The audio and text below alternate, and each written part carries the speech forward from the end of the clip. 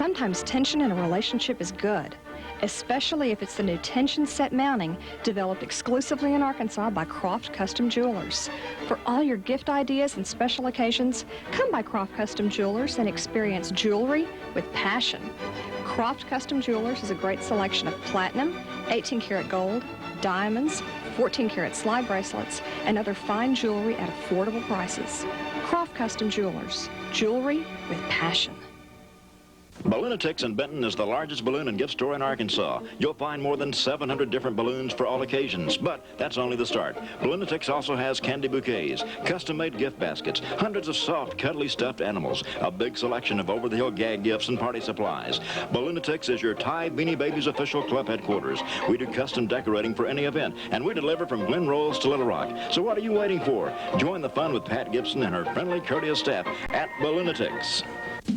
BTS, it's back to school. At Benton and Bryant Karate for Kids Family Center, it's back to fun.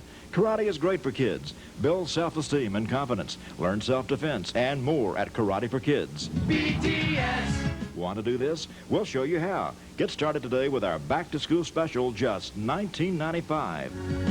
BTS, it's back to school. Benton and Bryant's Karate for Kids. We're getting set for the toss of the coin here, Jim. Why don't you go over the lineups here and tell us who's helping us bring this ball game to the folks in Bryant. We don't want to forget our sponsors this year, because not only are they bringing a live signal on Falcon Cable, but it's also going to be replayed for everybody to see on Wednesday night at 8:30. And so we just want you to go ahead and set that in your VCRs and set that so you can watch Hornet football Wednesday night, 8:30 on Falcon Cable. We're sponsored tonight by Rick Lafferty and Dinah McEwen of Liberty Real Estate, by Pepsi, by the Bryant Times, your hometown newspaper, the Learning Center, and by Kerry Crowson of Phillips Mounty Duke Real Estate. Bryant Hornet offense tonight split in is Matt Brown. We're excited to see Matt this year. He's going to do some great things, I believe, tonight. Tackles are Mike Gann and Joey Hudman. Joey Hudman, 6'2", 265, biggest man the Hornets have on the line. Two guards are Josh Workman and Brad Roberts. Center is Joe Gould, which many of the young men in the newspapers lately, and I read your column, Ron. They say he is one of the ones that really is one of the leaders on the team. And so I'm excited to see him come out, another senior starter. Split in tonight is Michael Wallace, quarterback Derek McCoy, making his first start tonight. Derek has put on some weight. He's worked in the weight room all summer, and I want to say I'm excited to see he's going to come out. Brandon Nichols is a young man that everybody in Bryant knows. He's one of the best athletes that come through in a long time. So he'll be making his first start tonight as a junior fullback. Halfback is Matt White. We saw Matt make some great plays last year. And Josh Farmer, the flankers. He's 6 foot, 180 pounds. We still remember him so well from interceptions last year on defense. On defense, very quickly before kickoff gets started here, defensive ends are Michael McClellan and Aaron Mears. Michael McClellan's a big-time football player. I think by the end of the season, there'll be somebody looking at him very closely. Tackles are Patrick Defoe and Sean Reynolds. Three linebackers this year in their scheme. Outside linebacker Luke Brown and Philip Prim. Middle linebacker is Jake Mueller. I like what the coach said. He's just going to turn Jake loose. And I tell you, I think that's just about the best thing to do with him, because he's all over the field no matter where he plays. Corners are Bobby Wynn and Josh Bombeck. Strong safety is Jesse Jones. Free safety is Nick Black. For the Conway Wampus Cats, split in is going to be Jared Perkins or Nathan Reagan. Quick tackle. Quick tackle, thank you. I needed help on that. David Wagner. Quick guard, Alexi Young, centered by Adam Walter. Strong guard. Strong guard by Brad Thomas. Strong tackle, Nathan Moreland. Probably running to that side, huh, Ron? I bet they will. Brian Payson. Quarterback is Rusty Ramsey, making his first start tonight, I believe. He played about 4 plays last year as quarterback. One of the concerns for the Conway team really is their youthfulness in that quarterback position. Fullback is Kyle Hillis. Halfback is John Duhart, and wingback is Jake Mason. As you know, they'll run the wing T offense. Two defensive ends are Justin Bennett and K. Ron Mohammed. Two tackles are Greg Thompson and Willie Brown on defense. Nose guards are Avery Pickens.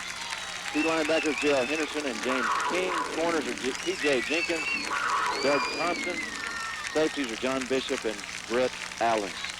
As we all know, Conway lost one of their best linemen this summer to a broken arm. He's going to be out for the season. That's too bad for that young man. But I still think he's going to get some college attention because he had such a great junior year. Big young man. Indeed so. Conway, incidentally, won the toss. They elected to receive. They'll be moving from our right to our left. Bryant will be in their white with blue trim, blue helmets, and they'll be defending the left goal as we bring it to you here. Rob, I think Bryant's got to do three things just really well tonight. Now, we know they're going to throw and test a very young secondary of the Conway team, but they got to be able to run effectively. They've got, with a no-huddle offense that they're going to try tonight, they've got to do more than just 3 and out. They've got to give the defense time to rest a little bit, especially in the second half. No mental breakdowns on the kicking game. It just absolutely destroyed them in this game last year. And, of course, man, you can't have a turnover. When you're an underdog team trying to beat a top 10 perennial power, you can't give them the ball, especially on your side of the field. That is right. That is right. Very well said, sorry. Jim, you remember me? McDonald. I'm Rob Patrick. We're about ready for kickoff here. We're going to get back in the groove here. Yeah, it's good to see Rob again. We broadcast a lot, so we've had a few months off, though, so we'll get it back after basketball season. We're excited. It's going to be a great year for Hornet Athletics. The year 99-2000. And David Bond on staff tonight. Is he any kin to James Bond? He's close, is all he tells me. All right. Josh Alt's got it teed up for Bryant. They're getting set to kick it off to Conway. Back deep for Conway. They have Nathan Reagan and on the near side, and then on the far side, it's John DeHart, the sophomore, that's going to be starting in the backfield. Conway's got 2 sophomores starting in the offensive backfield tonight, but they've got some upperclassmen that will play as well. We'll tell you about that a little bit more. It's a short kick, comes up to the 22, picked up and brought out to about the 35, 36-yard line. On the return, T.J. Jenkins, the fine cornerback for Conway, and that's where they'll set up shop, 1st and 10 at their own 36-yard line. Short kickoff, so he gave him excellent field position. The Hornets playing a 4-3 defense this year, a little more aggressive than they've been in the past. It's not a read and react thing. They're going to attack on defense, and we'll see how that works out. They hope to stop the buck sweep that was so good to Conway last year. They're in a full house backfield. Now the shift into the wing T. Quarterback is Ramsey. Man in motion. Handoff up the middle to Hillis, and he's met about 2 yards into the play tackle and brought down for a 2-yard gain. Nice job there up front by Sean Reynolds.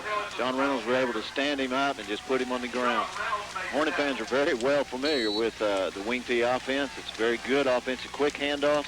You usually hit your hose a lot faster than you would just from a traditional I formation. The wing back is Jake Mason. He shifts into the wing position now. Hillis directly behind the quarterback Ramsey, and off to one side is DeHart, and we do have some motion. Going to go against that Conway team, Rob. There was movement by the left tackle, I believe. Just underway in the opening game of the season, 1999 season. The Conway Wampus Cats and the Bryant Hornets. 5-yard mock-off for procedure. Now, this is the kind of situation Coach Patton was talking about before the game. They want to put them in 2nd and 3rd long because it didn't feel like their passing game was as strong as it had been in the past. We have a 2nd and 12 at the 34-yard line for Conway. Again, the wing, strong side, left side, it's the wide side. Ramsey fakes the handoff and keeps around the right side. Great tackle. Luke Brown comes up from the linebacker position, makes a big hit on Ramsey. He's slow getting up, and there was no gain, maybe a loss of half a yard on that play. Nice job of closing by Luke Brown. Man, that's what coaches love to see. Open field tackle like that. If he'd been able to get around the end, he would have picked up 5 or 6 more yards. And this is not what the Conway coaches wanted to see. Injury to a very young quarterback as far as young and experience, and he comes off the field. He does indeed, and in to play quarterback now is Brett Taylor, a 5'10", 160-pound junior to play quarterback. At least I think he is. Yes, he's calling the signals. They bring 2 wideouts to the left side. That is Reagan as well as Jared Perkins. So they've got both of the wide receivers in the game. And for his first snap, this is the junior, Taylor. He rolls out to his left, looks downfield, has a man open. It's caught by Reagan. He breaks one tackle, and he's got a first down at midfield. So a big play by the young quarterback coming cold off the bench. Brett Taylor comes in and makes completes the pass, and then a nice move by Reagan to get the first down. Man, he wasn't in long enough to get nervous, Rob. Just came out there, made a pass, but it was the move that he put on after he caught the ball that was able to pick up the first down. Well, the Hornets got him in the position they wanted him in, but they didn't want him to complete the pass and get the first down, which is exactly what they did. 18-yard pickup, and it's a 1st and 10 at the Bryant 49-yard line. Taylor, the quarterback now. Hillis and DeHart behind him. In motion is the wing back, and there's a handoff to DeHart, the sophomore halfback, and he's ahead across the 45, inside the 45, a pickup of 5 yards. It had almost a misdirection feel to it, didn't it, Rob, on that particular play? Kind of a trap play. Yep. It's touching the 45, so we'll give him 4 to the 45. It'll be 2nd and 6 at the Bryant 45-yard line. 9:14 left in the first quarter, just underway here. First ball game of the year, the Bryant Hornets and the Conway Wampus Cats. Conway in possession. They've had it since the opening kickoff. Already had an injured quarterback. Taylor keeps it under pressure, back to pass, but he had to scramble and he gets ahead for good yardage.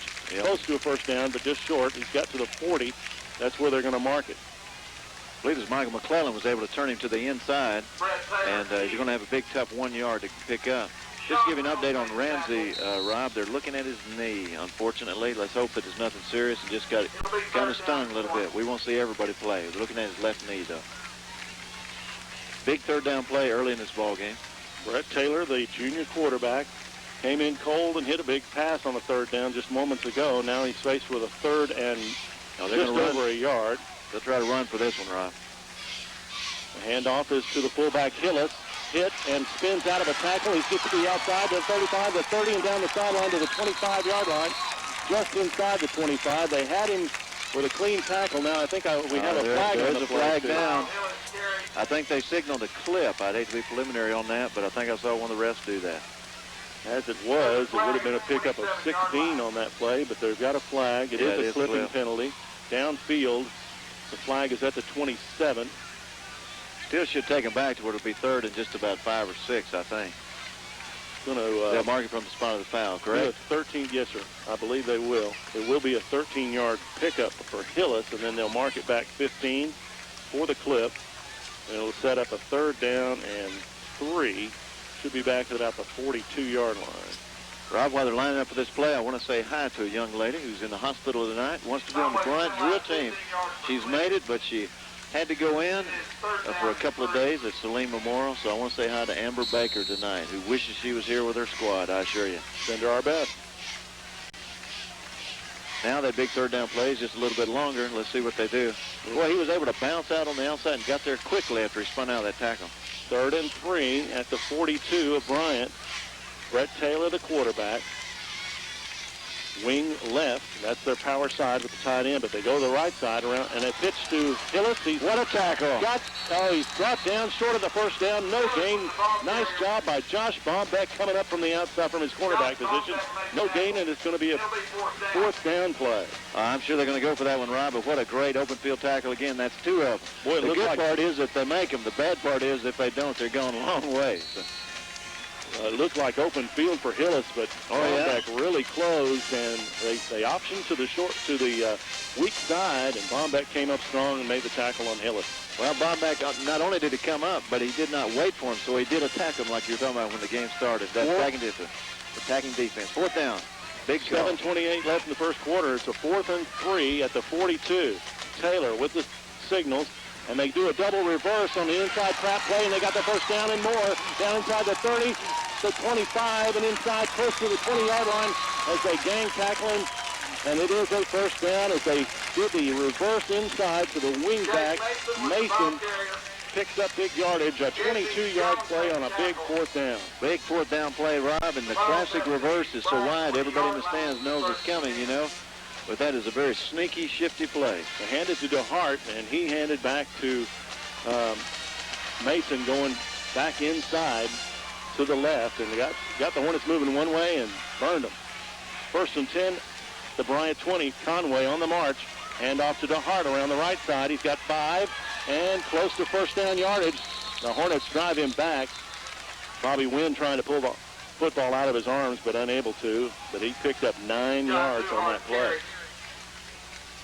2 sophomore running backs look pretty good. Well, they absolutely do, but there's a great line there. I hadn't had a chance to talk about the center yet. That center weighs 320 pounds. He's one big Boy, is that a good way to say it? Big young man. 2nd and 1 at the 11. Conway with impressive opening drive here.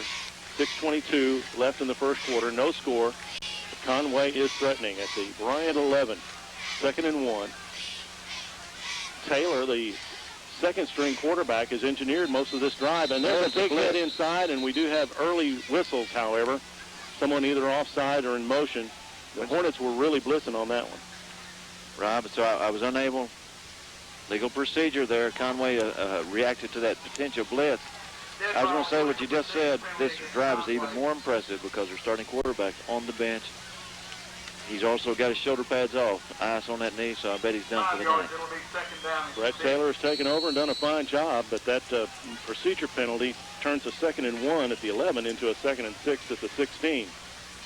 Hornets were coming that time. They had the blitz on and got a good hit on Hillis just as he got the handoff. So you may see a little bit more of that trying to stop this running game. I tell you, they need to do something to kind of break the flow because Conway's in a rhythm right now, and they've got to do something to kind of disrupt that. Taylor calls the signals. Inside handoff to DeHart. He breaks a tackle at the line of scrimmage and gets close to the 10 and close to a first down. He'll be just outside the 10. Needed to get just inside the 10, so it'll be just short of 3rd and less than a yard. Luke Brown and Jesse Jones made the tackle. They're getting a good flow up the middle, good blocking up the middle. Good surge from the offensive line. And there's some big young men there. Like I mentioned, the center's 320. That quick tackle is 250, 240 with a strong tackle. They definitely outsized the Hornets.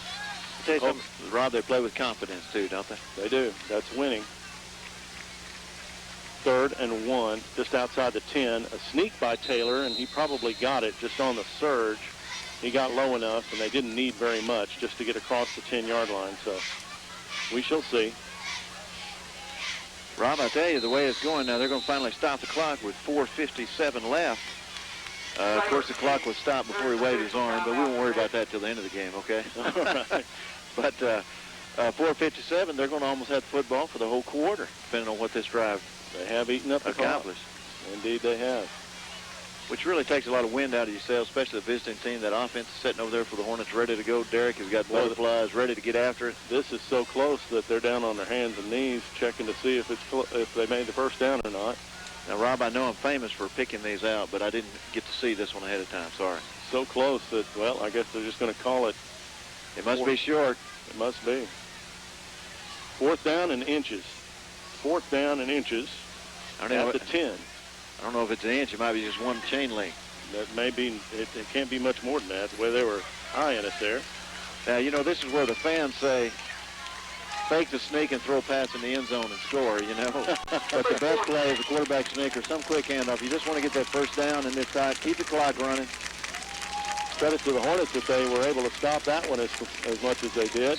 It was a 3rd and 1. Now it's a 4th and inches. Taylor, again, the quarterback. They're playing it for up the middle, Rob. Long count. He'll take the sneak. He's stacked up pretty good, but I think he got it on the second surge there. But I don't know if this outside official on this side marks it, then he's short. Well, he's marking it a left foot mark, so he's going to get it. Hornets playing good short yardage defense, but I do believe the first down is Conway's here. 4:44 left in the first quarter. No score. Bob Patrick, Jim LeGrone, David Bonds here with you. Kind of hard to tell from this angle, but I'm pretty sure he's got it. So I don't think they need to measure. Yeah. Sneaks for a first down, and it's 1st and goal at the 9. Just inside the 10. This has been an impressive drive for Conway. And even more so, as we've already said, because that starting quarterback goes out on what, the 3rd play? 13 plays, and actually they've overcome 3 of their own penalties, including a big clip. Brett Taylor, the quarterback, hands off on the left end. That's DeHart, and he's in for the touchdown as they reversed it from the halfback spot. A 9-yard touchdown run for John DeHart, the sophomore, the first touchdown of his varsity career. And from the looks of it, there may be many to come. Tell you what, he's a good-looking runner. Rob, it was an easy way to run in because the hole developed there. Nobody even touched it until he got to the end zone or about on the 2-yard line. Good blocking. We knew their strength was up front. Very impressive drive, very impressive. And not what the Hornets had in mind, but We'll see how they do coming back. Nathan Reagan will kick the extra point, or attempt it. Good snap. The kick is up. Good-looking kick. And it is good. So with 4:24 left in the first quarter, Conway has drawn first blood. It's Conway 7, Bryant coming to bat. This break interaction gives us a chance to remind our good folks of the people who sponsor this broadcast, and we want to say a big thank you to them and encourage you to let them know how much you appreciate them providing this great service to the Hornet community. Rick Lafferty and Dinah McEwen of Liberty Real Estate, by Pepsi, by the Bryant Times, your hometown newspaper, by the Learning Center, by Kerry Crowson of Phillips Mounty Duke Real Estate. And Rob, can I give you a plug to your newspaper? Is that okay? Hey, anytime. Listen, if you want to read the best coverage of sports, of the Bryant athletics from the kindergarten grade through high school, I mean from women's volleyball, men's volleyball, soccer, the whole enchilada, you need to read Rob Patrick in the Bryant Times. Thank you, Jay. You could pay me later, Rob, for that All one, right. you know. Checked in the mail. Checked in the mail. That's good. I like those guys. 4 minutes to go. Now, here we come, and we've got this no-huddle offense that we're going to see debut tonight. And I think it's an exciting thing. I think it's something the Hornets need to do. But they need to make a couple of first downs just about every time they do it, especially after this drive, because the defense was on the field for so long. Back deep for the Hornets. Matt White in the middle. He's flanked by Jonathan Jameson and Brandon Nichols. And here's Reagan's kickoff. It's going to go deep, and it's going to go in the end zone for a touchback. Matt White will catch it, but we can't do anything with it from there. And the Hornets will have their first possession of 1999 at their own 20-yard line. Dave's going to give some stats about that scoring drive in just a few moments. But you know something, Rob? That was a tremendous kick. I haven't heard about this kicker up here myself. They've had a succession of good kickers here. Man. Preston Mears was quite a good one there for a while, and he's graduated, and now Reagan seems to be picking up right where he left off. By the way, Rob, the Conway team did not go into a huddle. They started set up where they wanted to be. Derek McCoy, the quarterback, he's a senior. He's got double wide receivers on either side. Handoff goes to Brandon Nichols. He's got outside, and he's picked up good yardage across the 25 to maybe the 28. So Brandon Nichols, with his first varsity carry of his career, comes up with a good gain out to the 28, an 8-yard pickup, and the Hornets will have a nice 2nd and 2.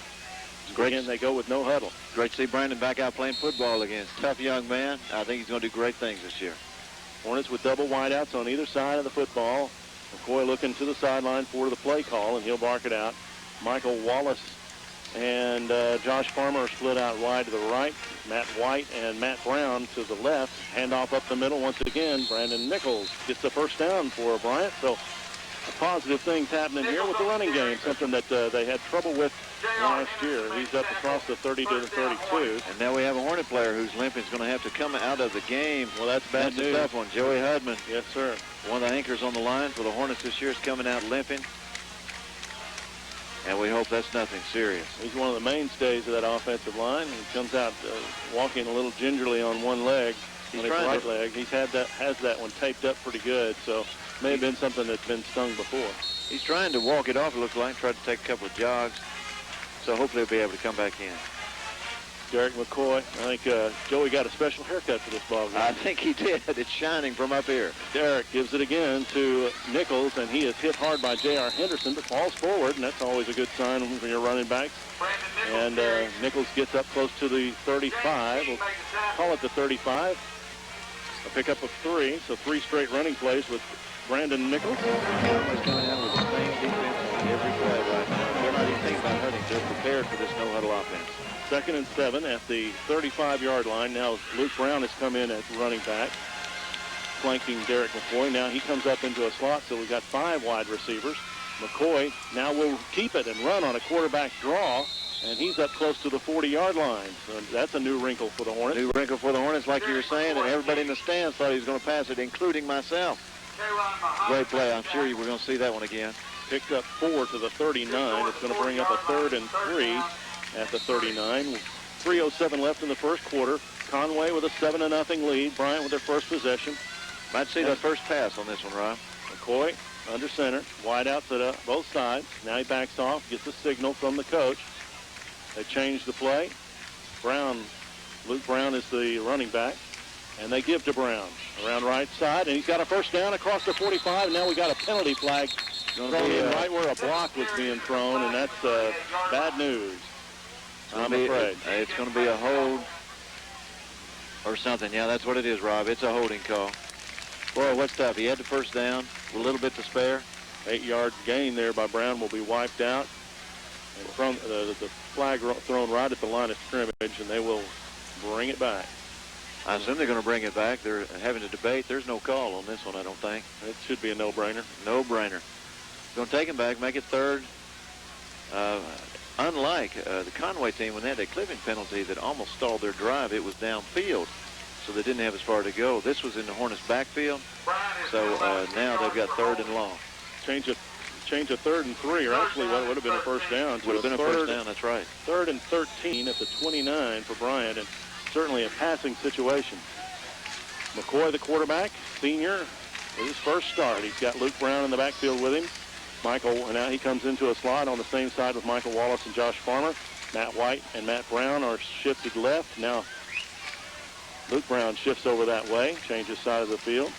And McCoy is rolling to his left. His first got a pass man. is complete to Matt Brown, and they've got a first down up around the 47, 48-yard line. Nice job by Derek McCoy. His first varsity pass is a completion to Matt Brown. Not only was it his first varsity pass, but it was a good-looking pass. Threw it on a rope, made a critical first down confidence building.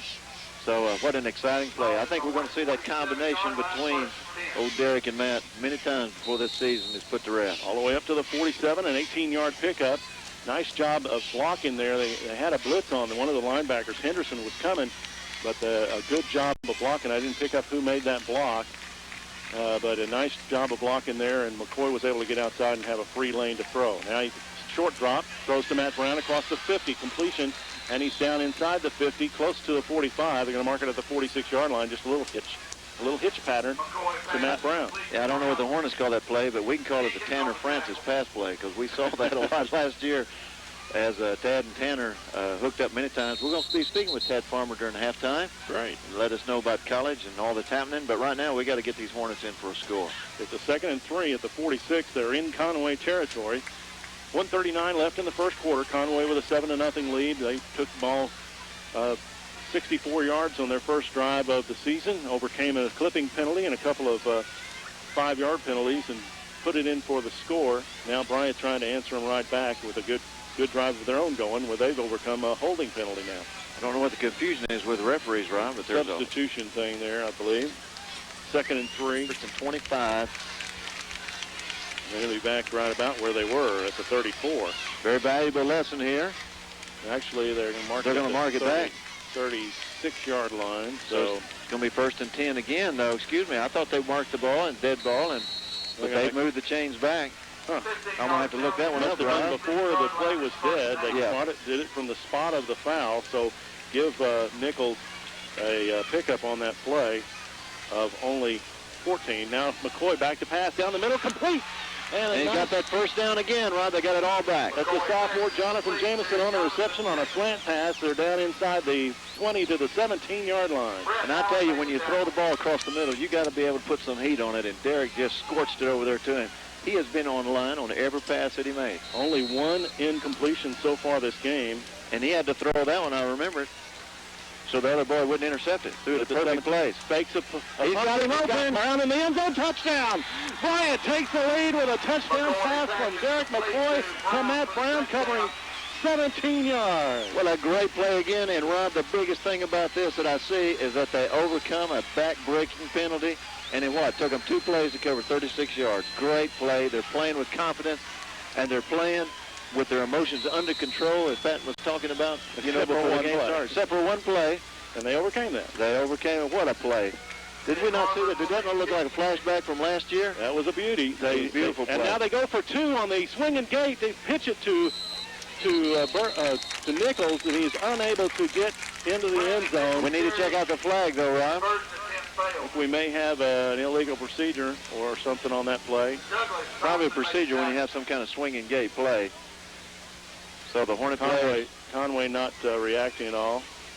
So they'll take the play. It's a procedure so penalty.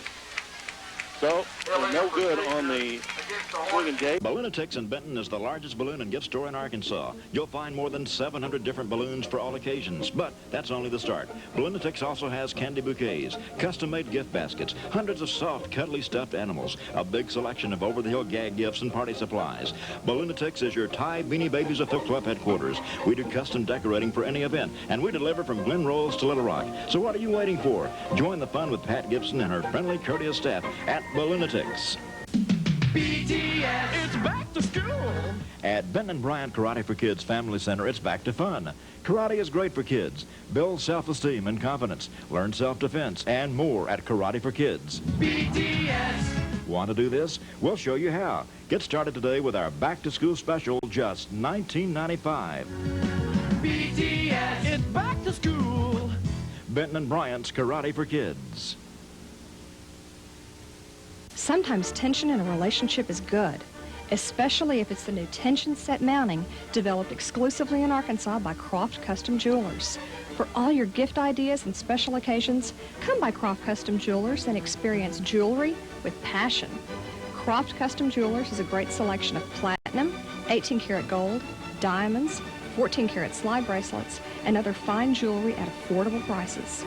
Croft Custom Jewelers, jewelry with passion.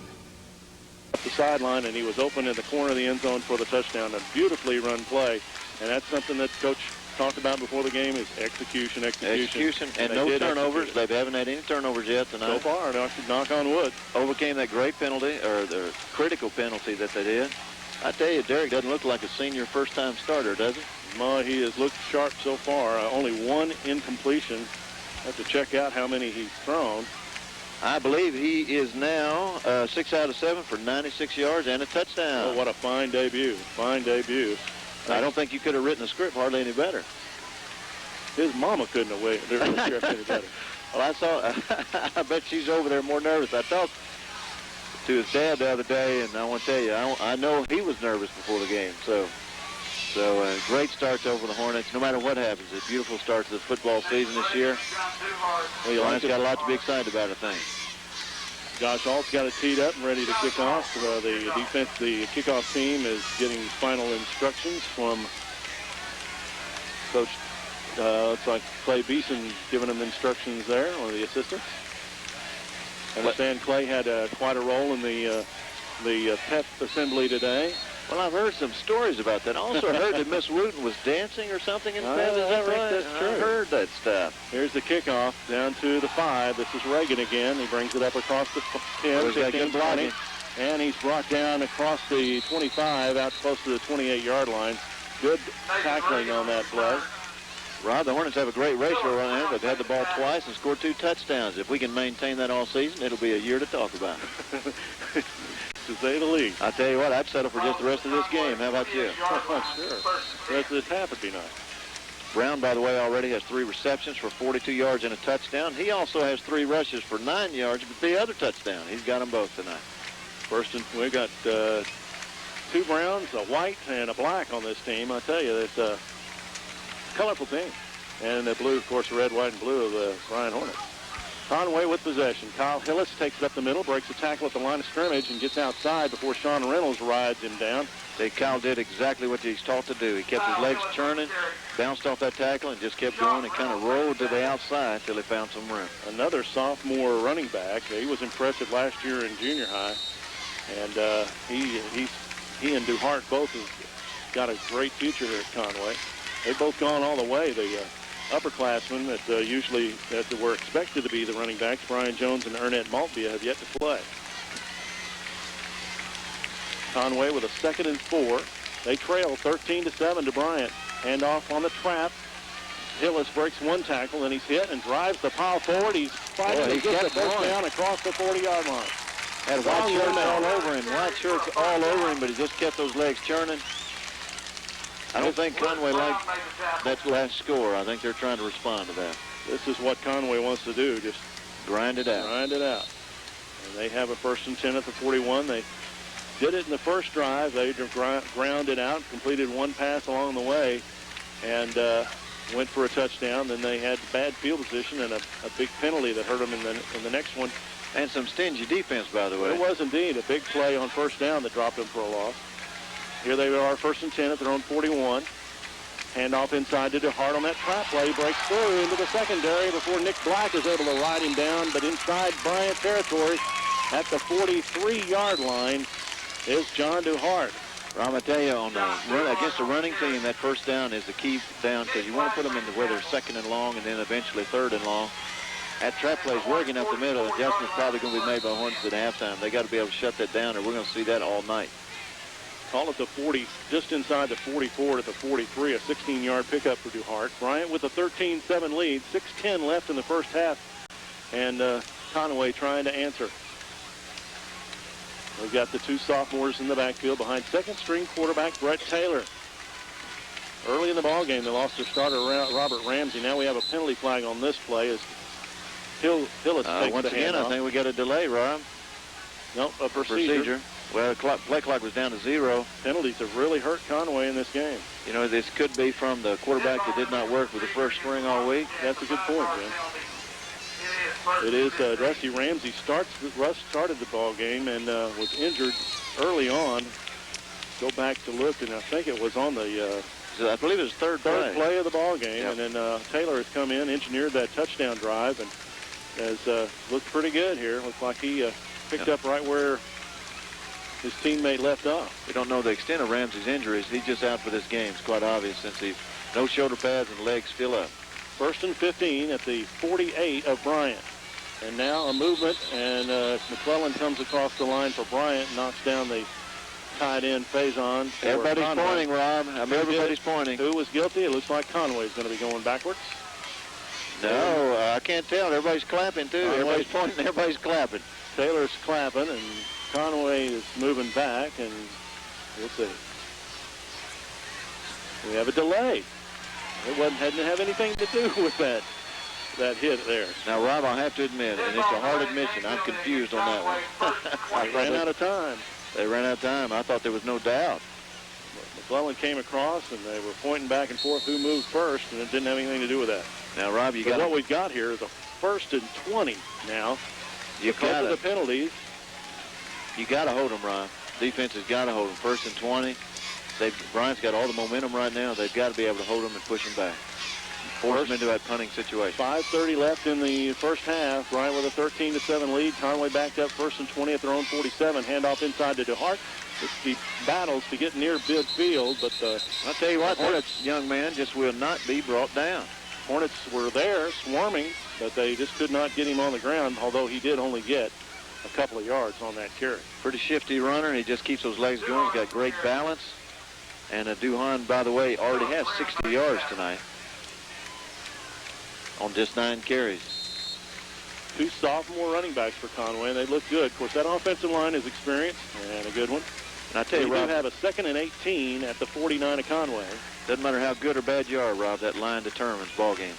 Taylor back to pass, looking to throw. He's under pressure, and Luke Brown brings him down with a sack. Luke had one leg and was able to pull it out from under him, and Taylor is brought down at the 44 of Conway, and further back they go. Nice job by Luke. I don't think the receiver was open that time, but Taylor didn't have time to think about that. He had to try to run for his life. Now 3rd and long. This is the play Coach Biden said they got to force him into 3rd and forever here. 3rd and 23 at the 44. Luke, the outside linebacker on that side, didn't have any coverage.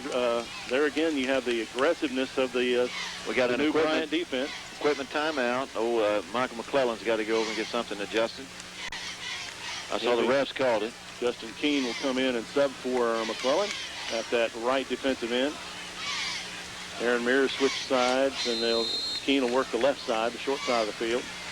Again, it is a 3rd and 23 at the 44. Bryant has just taken a 13-7 lead. 4:14 left in the first half, and Conway facing a 3rd and 23 at their own 44. Brett Taylor, 2nd-string quarterback in the ball game. He rolls out to his left under pressure. Looking, has no one to throw to. He's under pressure, and he loses his footing as he tried to reverse field. Pressuring him there with Aaron Mears, Jake Newell. Also in on the play was trying to figure out who that was. It was Andy Summers in the ball game, the sophomore. defensive tackle, subbing in for Sean Reynolds. Andy Summers has come in several times, but he's lined up almost in a nose guard position. I've noticed on several plays. Where's old Josh Caldwell's old number? It's going to bring up a 4th and 25 at the 41-yard line, 42-yard line, and back to punt for the second time. And he got it that time. He got it. He blocked it. I think that was no doubt. Melhorn. Well, look, yeah, Melhorn on the block. He almost got the last one. There was no doubt. And, Rob, I tell you, I just have to say it. We are so used to seeing that on the other side of the ball. Last year, as you know, toward the end of the season, the Hornets had several blocks kicked or challenged and just caused them to adjust it. I tell you, they're looking good tonight. That turned out to be a 9-yard punt. And with 3:16 left in the half, Bryant has good field position again, leading 13-7. They're right at midfield. Now, Rob, they got 3 minutes to go in this half. They don't need to get real fancy, but push on in. Nichols back in at halfback. He gets a little swing pass, drops it. They're saying it's incomplete. It was almost a lateral, but McCoy was behind Nichols, and the pass incomplete. They said that's the one pass Derek's had a little bit trouble with, but that looked to be on the line. It was on line. It was perfect. It was just he was threw it so hard, I think. That's kind of almost a pass you've got to feel into the receiver so he can catch it and take off, because he's trying to catch it at the same time, figure out where he's going to make his cut. Running away from the That's right. It was ball. It was hot. 3:12 left in the half. Bryant with a 13-7 lead and the football. 2nd and 10. Wideouts on either side. 4 on the right-hand side. McCoy rolls that way. Looks, throws, and just beyond the reach of Kevin Littleton, the sophomore, in there in the right flat. He was open, but just a little. It really went through his outstretched hand. Oh, it really did. Went through his hands. A catchable ball, although once again, Derek had a lot of mustard on that one. But you know what? If Littleton had caught that, he'd have easily made the first down. He had some room. He was ahead of the defense. Absolutely. The whole flow that way, we're going to see that play again tonight, too. They'll bring up a 3rd and 10 at midfield, however. Hornets have not yet had to punt. They've scored on both of their possessions, but they'll need to convert a 3rd and 10 to continue that streak. McCoy in the shotgun. He's got 3 wideouts to the left. Now Luke Brown into the slot at the right, and he rolls out to the right. He's looking for Matt Brown. He's got him. He's got him. And the Conway defender went for the interception. Out of the play. Down the sideline into the 15, the 10, and down inside the 10-yard line. 1st and goal for Bryant. I tell you, Rob, that's inexperience, I believe, on the defender's part. You go for that interception. It's great if you get it, or great if you get that knockdown. But if you don't, nobody's behind you, and he's going to run forever. And he did, down to inside the 10-yard line. The Hornets are threatening to score again. Talk about converting your 3rd down. Absolutely, 3rd and 10. 1st and goal at the 8 all of a sudden. Well, McCoy, a fine pass there. That time he needed the mustard, and he got it in there. Put his in there. Just what it needed. 1st and goal at the 8 for Bryant, leading 13-7 over Conway. 2:56 left in the first half. Handoff inside, and I believe that's Luke Brown, close to the 5-yard line. Give him the 5, a pickup of 3. Now the Hornets are probably going to want to just punch this ball in there, but they'd like a couple of running plays to do it, take some more time off the clock, and not give Conway much time to deal with right before halftime. Last year, Jim, Bryant had a lead, 13-7, I believe right, it was, at halftime. just before the half, and Conway drove down right before the half and scored a touchdown to take the lead, 14-13. And then the third quarter showed that. Changed everything. Now Bryant's in a position to change things in a big way. McCoy keeps on What the a fake! And he hit at the 5, didn't pick up any yardage. I tell you, he wasn't faking. He was going to pitch it, but he realized it would have been a dangerous pitch back. He did the right thing, needed to eat the ball. Now another big 3rd down play, 3rd and 5. This big on the Conway side of the football. They want to keep him out of the end zone. Conway had that well defended. They had men on the pitch man, and McCoy did a good job just to hang on to that football. It is a 3rd and 5, 3rd and goal, just outside the 5-yard line. 1:47 and counting on the clock, and the Hornets are in the huddle. They've been going for the most part tonight with a no-huddle offense. They've got the clock's down to 8. They need to hurry and call. They'll probably call a timeout here. It's a big 3rd down, and they'll talk it over with 1:34 left in the first half. Bryant 13, Conway 7, and the Hornets knocking on the door again. Rob, this break interaction gives us a chance to remind our folks that Tad Farmer is going to be our halftime guest, and I saw he's making his way up to the press box. We'll let our folks know that we're on the Conway side of the field tonight. So if the crowd doesn't kind of go with our excitement, they'll understand. You know what I mean? I understand. I understand. Tad will be with us, talk a little bit about college recruitment, 2 or 3 other things, and hopefully you enjoy that halftime interview. Remind you, of course, you stay tuned to Falcon Cable and listen to all the action tonight, but then you can watch the action. Watch the Hornet football next Wednesday night, 8:30 p.m. on the community access channel of Falcon Cable. If you don't get Falcon Cable, why not? You need to talk to somebody about it or get you a videotape. I'm not even a paid announcer. I better quit doing that. Hey, we appreciate them bringing us football. Absolutely, we do. We appreciate it. The only outlet for Hornet football this season so far, so we're certainly appreciative of Falcon Cable enabling us to bring this action to you live and then on tape delay.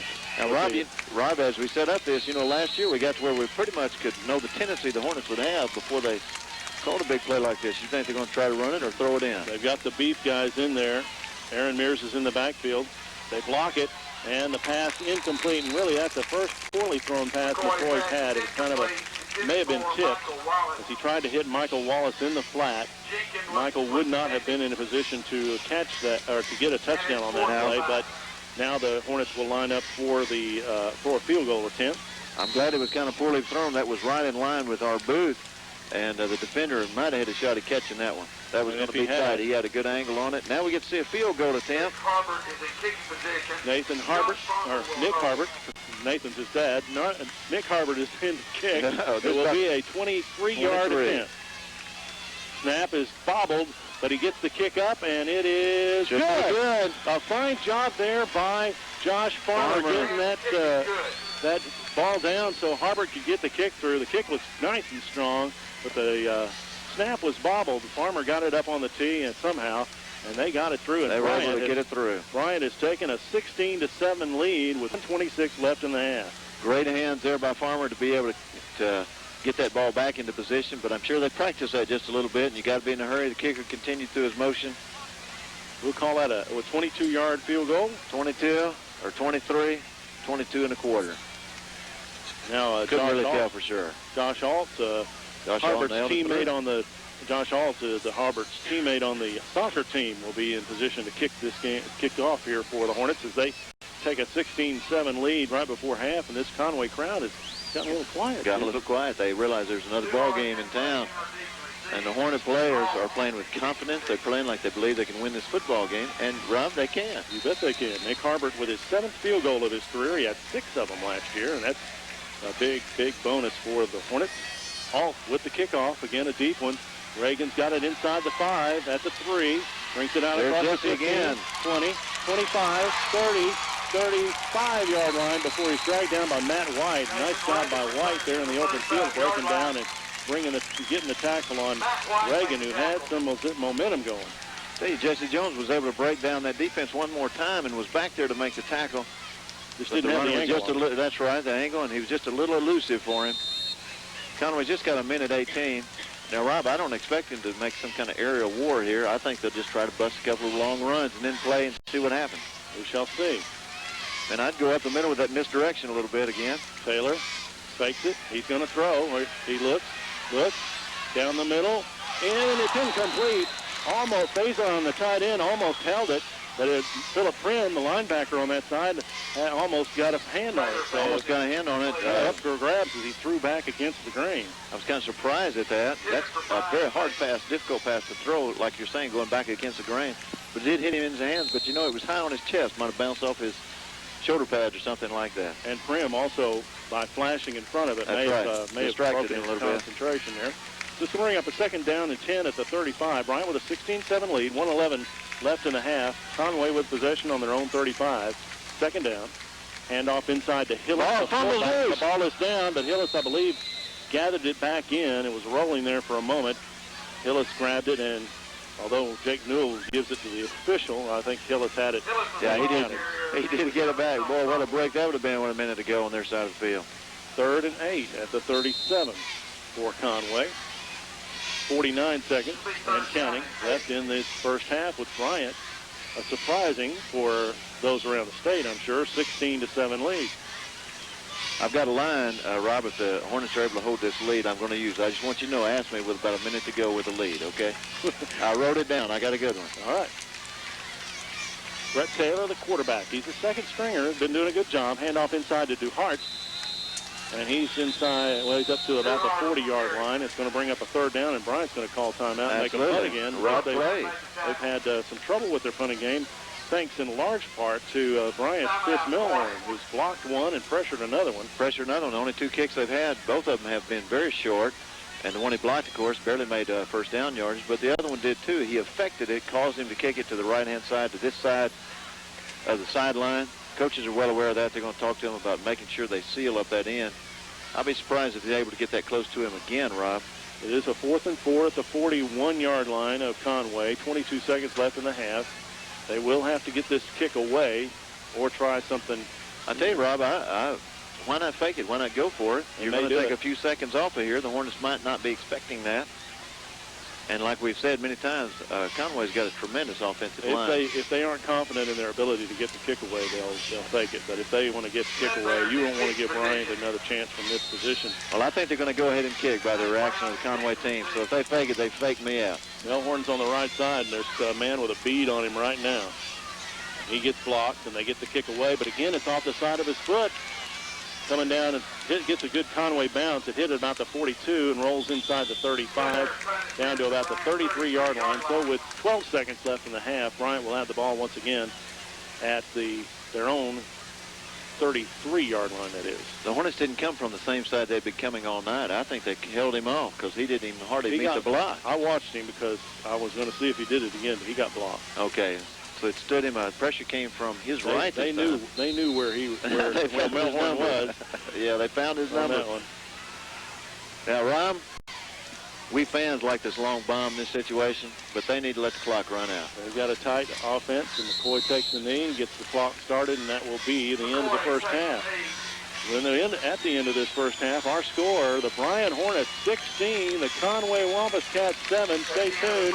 Special guest, Arkansas Tech University quarterback Tad Farmer will be joining Jim Legrone for the halftime discussion here about his college days. From tonight's game and this is at halftime.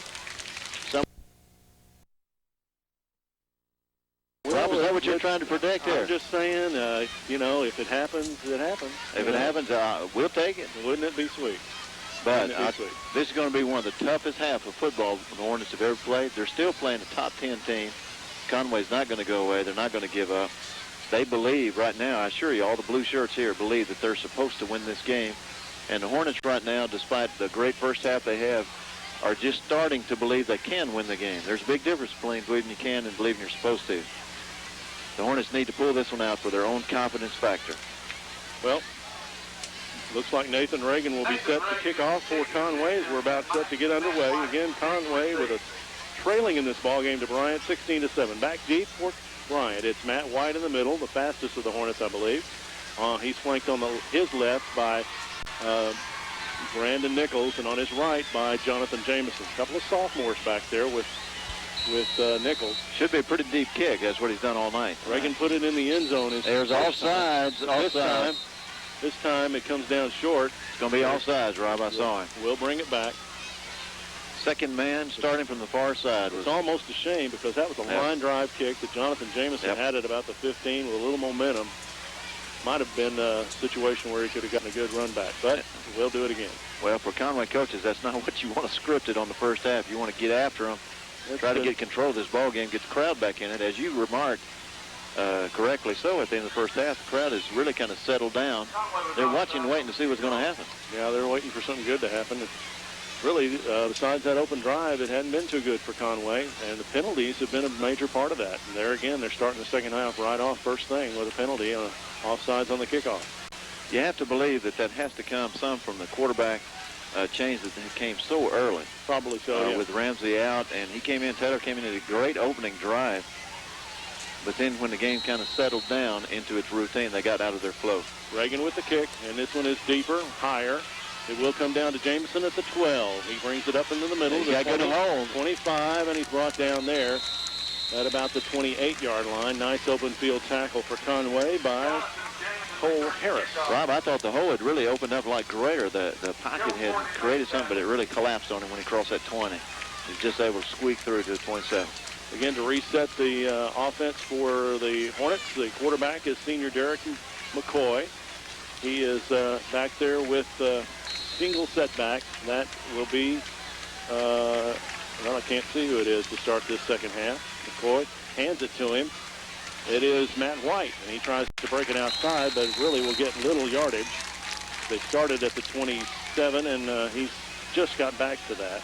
Some of the best penetration we've seen tonight by the Wampus Cats on defense. They're able to get in the backfield and really mess that play up. And you notice the Hornets started in a huddle. Now they're back to their no-huddle offense. We may see some blitzing here in the second half to try to get some pressure on McCoy, maybe stuff up those running lanes. Try to make something happen. Matt Brown is out to the left, and they've got 4 wideouts to the right. So Matt White and Luke Brown in the slot on the right-hand side. McCoy gets the snap, rolls out to his right, looks downfield, and the ball is juggled and dropped. P.J. Jenkins made a nice break on the ball and may have gotten a hand on it as Michael Wallace tried to haul it in.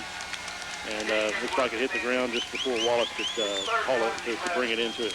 The defender over there, T.J. Jenkins, has this habit. He's always going for the football. Now, eventually, he's going to learn how to read that and be able to make those catches. But, you know, as we saw once in the first half, he got burned.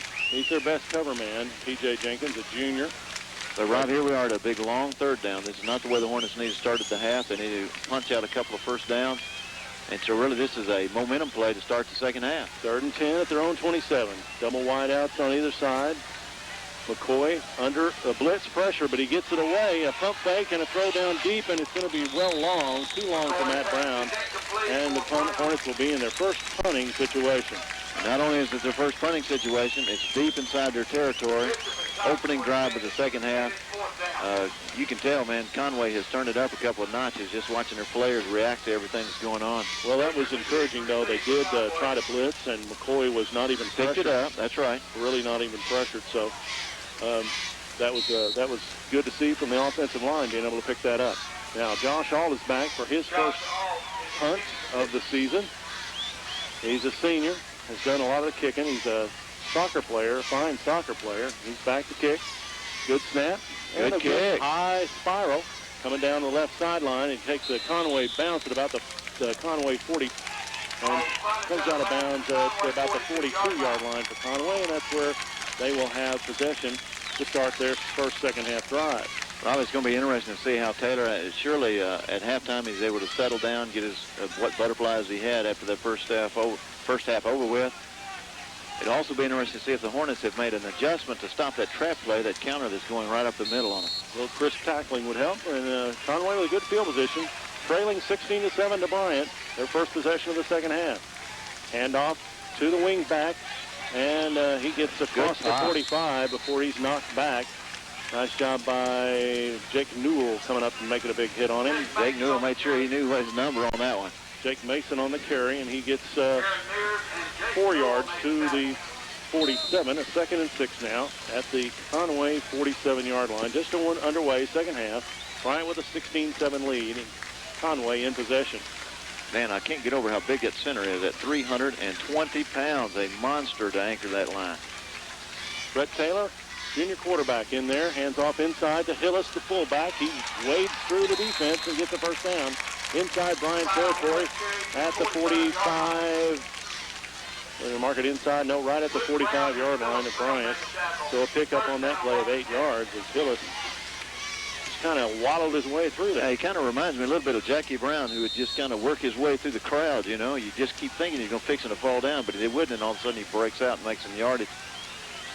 Hornet defense needs to get strong here. This opening drive is going to be a test again on them. Conway trailing 16-7, trying to close the gap here. Brett Taylor, the junior quarterback, in relief of Ramsey, who was injured early. Hand off to Hillis on the left side this time. He's got good yardage as he gets off tackle and gets inside the Bryant 40-yard line, down close to the 38, actually. This kind of wing tee is very similar to the wishbone in many ways. You have fake handoffs, and he's able to go to that second man. They're finding some holes. They're making some yardage, which is the way they want to do it, is grind it out on the ground, pick up big chunks, 5, 6, 7 yards on first down, and it really opens up their options. 2nd and 3 at the Bryant 38. 9:31 left in the third quarter. Bryant with a 16-7 lead, but Conway trying to close that gap and on the march. Brett Taylor, the quarterback, calls the signals. Hands off inside to do hard on that trap. There it is. If he hadn't slipped, well, he was under pressure from Jesse James, but he slipped there at the 30-yard line. Still enough for a first down, and he had a head of steam up. And that play has been a killer all night. They're able to get successful blocking on the line, and the linebackers have shifted. And, man, it is wide open up that middle. Conway used to winning, and they're feeling no pressure, really. Right. They look like. They play like they still believe they're going to win this ball game. 1st and 10 at the Bryant 30. Conway trying to make up a 16-7 deficit against the Bryant Hornets. Handoff inside to Hillis. He's hit hard after a pickup of a yard. Nice job by Jake Newell. Michael McClellan in on that tackle as well. You know, a lot of people believe that sports really don't have that much finesse to them. But, you know, he ran into his back that time and just slowed him down for maybe one count. But that one count caused that hole to collapse and allowed defense to catch up to him. And now they got second and long. The first play, really, they've stopped him on this in the second half. John Bishop checking into the ball game for Conway. Spread out to the left. 2nd and 8. The Bryant 28-yard line.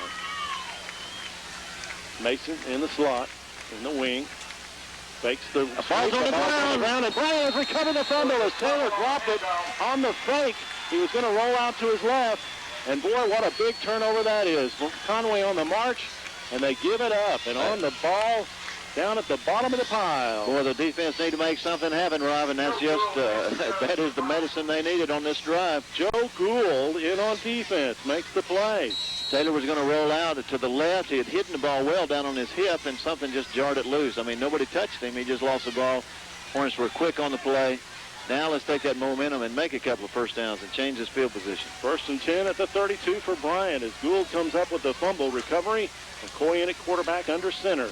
Short drop, looks on the outside, finds Matt Brown near the 40. Cuts back in the middle of the field and gets across the 40 before he swarmed under at about the 41, maybe the 42-yard line. And that's got to be a nice little confidence rebuilder for Derek McCoy. Short drop and a nice little out by Matt Brown. He came up with it. Now he's a little slow getting up. He's a little slow getting up, man. He took the hard way. He took that ball and went up the middle to where all the contact is.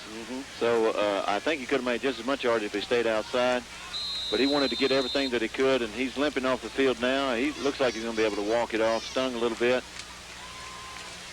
Maybe a hip pointer or something like that. We'll see. He's holding his left hip. Anyway, the Hornets are set now with a 2nd and 1 at the 41. Caleb Dawson into the ball game for Brown. Split out left along with Matt White in the slot. Michael Wallace wide right. Josh Farmer in the slot.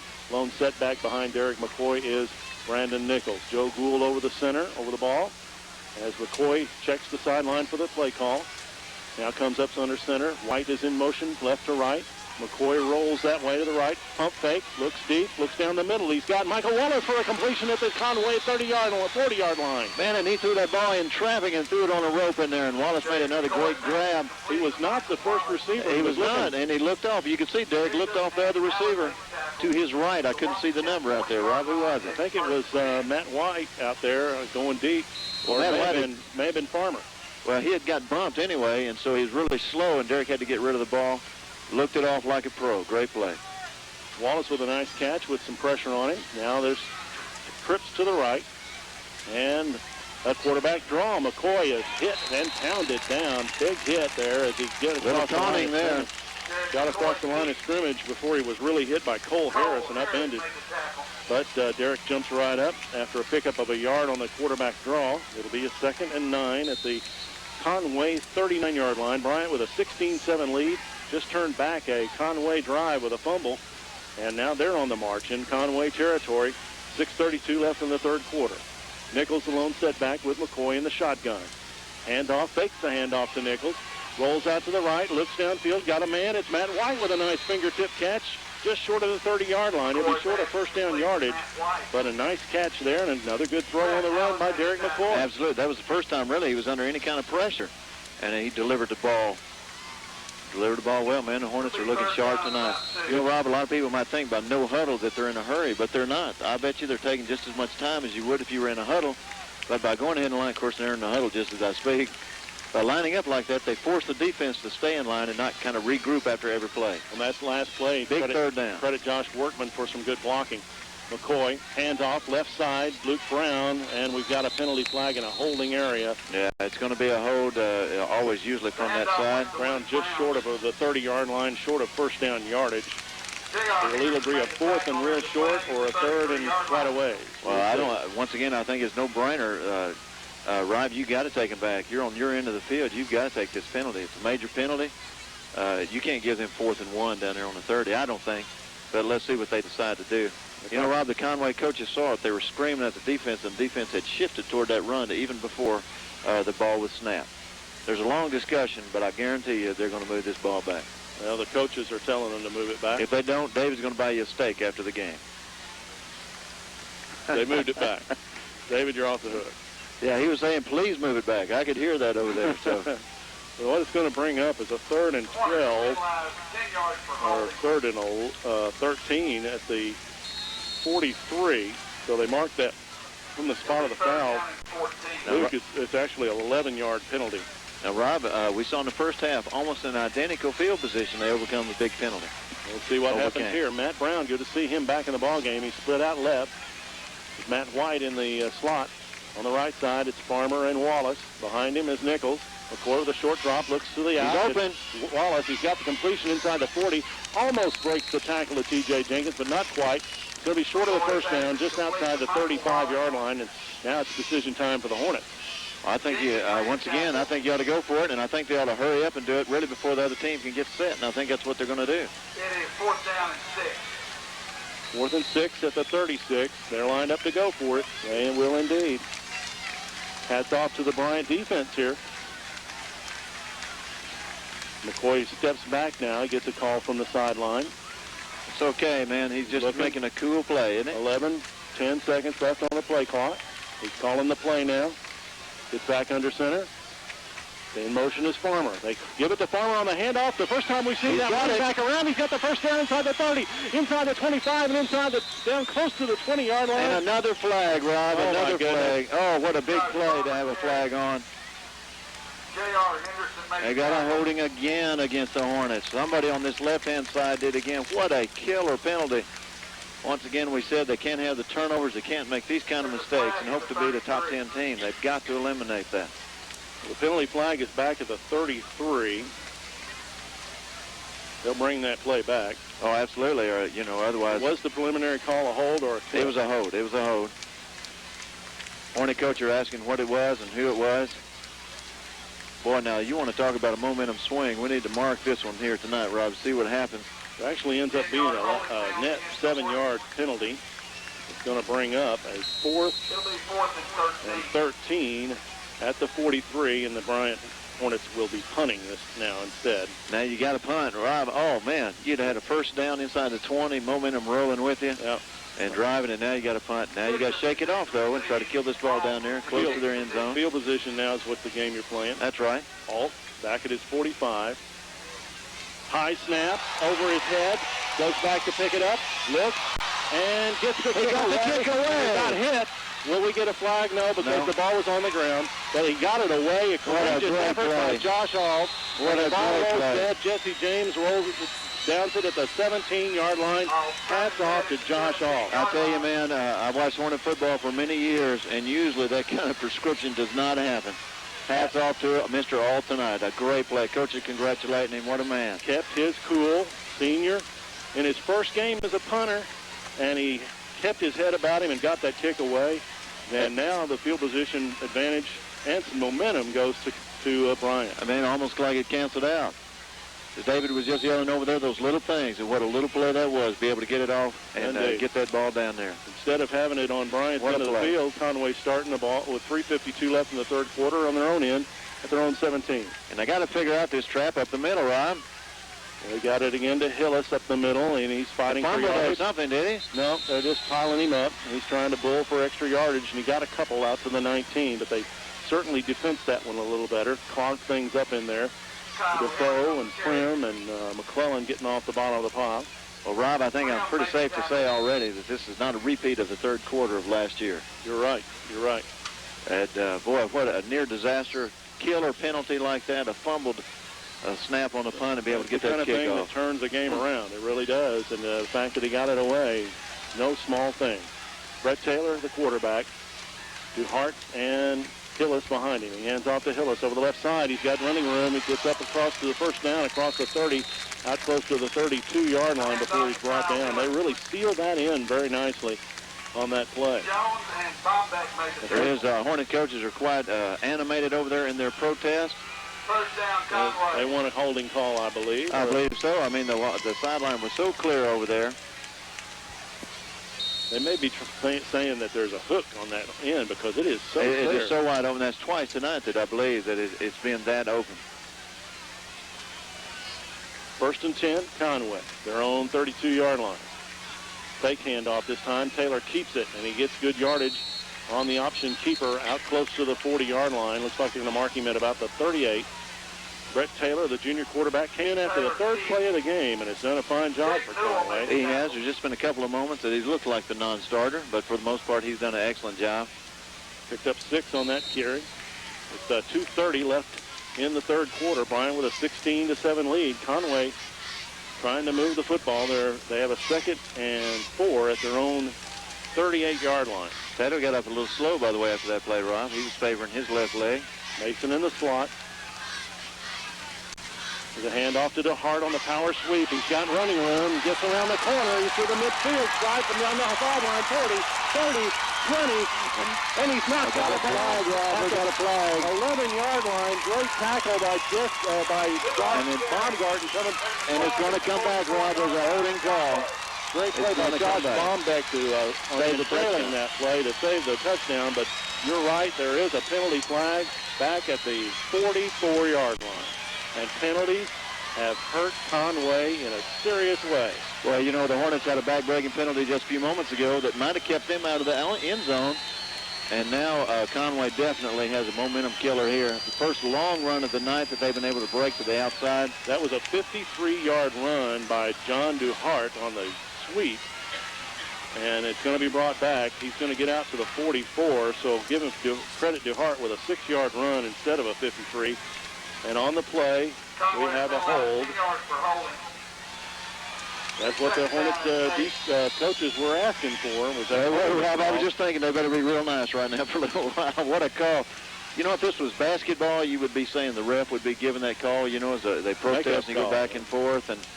And who knows, but this one was trailing the play in a different direction. I don't think it was on that left side over there next to the coaches. 2 minutes left in the third quarter. Instead of first and goal at the 9, it's 2nd 8 at the 34. And they stuff it, man. They stuff it. DuHart gets across the 35, and they're going to mark him down at the 37-yard line. So it's going to bring up a 3rd down and 5 at the 37. And boy, what a change of events. I think so, Rob. I think it's more like 6. I don't know. Just looking at the chain over there, might be a little bit further. I don't know. Long 5. Another big play for the Hornet defense. In the slot, that's Mason. Fake inside. Taylor back to pass. Under some pressure. He's dancing around. Looking. He's beamed by intercepted. The throw bounce hit him, and it pops into the air. Josh Baumbeck picked it off and ran it in for a touchdown. Bryant touchdown on the interception. What a play, Rob. What a turnaround. Taylor was flattened by Patrick Defoe at the 30-yard line. He is still down, slowly getting up. He was creamed. The ball popped up. Baumbeck caught it on the run right down the right sideline for the TD. I tell you, Taylor's a man. He was able to get up. He's coming over to the sideline. What can you say about that hit? And then they ran in for the interception and no penalty. Official threw his bag out on the field, and I thought for a second that was going to be the yellow flag. Did you see where the bag was? He picked off the pass about the 32? Well, no, I think it's more like the 28, sir. I think it's inside the 30-yard line. Because 28? It just popped up he had fallen back. He was taking so long to be able to get the pass off. There was nobody open anyway. I was watching the secondary for a second. Big play, but we have a Hornet player that's down, I believe. On the sideline over there. Yeah, on the sideline. I believe it's Michael McClellan. But I think it's more of out of breath or something like that because he stood up and now he's laying back down. Legs and everything are moving. I'm not sure it's Michael. I just think that it is. Well, we'll not speculate until we know. We're going to put David put the glasses on it while we watch. Nick Harbert is set to kick the extra point, but boy, what a turnaround. What a turnaround. Big turnaround, Bryant, now with a 22-7 lead. trying to make it 23, which happens to be Nick Harbert's number. Well, let's hope he equals his number, and let's hope that Michael just has a wind knocked out of him. 1:08 left in the third quarter, and Bryant has Conway down 22-7. They have silenced this crowd. I believe Associated Press had the Hornets an 18-point underdog this week. Isn't that correct? That's what I saw, too. It's not Michael McClellan. It's 54. Jake Newell's down. And he was one of the blockers on coming back. So I apologize about starting the wrong number there. If Mr. and Miss McClellan or any of his relatives are listening, Michael's fine. Yeah, Michael's fine, and Jake's going to be fine. I think he just got the wind knocked out of him. His parents are in the stand. So I saw him by glasses. He's on his feet. There he goes. Being helped off. A little woozy, looks like. Maybe he got his bell rung. Well, he was trying to lead that charge down the sideline for Bombeck. After the interception, he was right outside the 5-yard line. Middle linebackers are not supposed to make 40-yard sprints like that, Rob. Well, I think it was getting to him. I'm sure it was a sprint of joy for Jake Newell and the rest of the Hornets that time.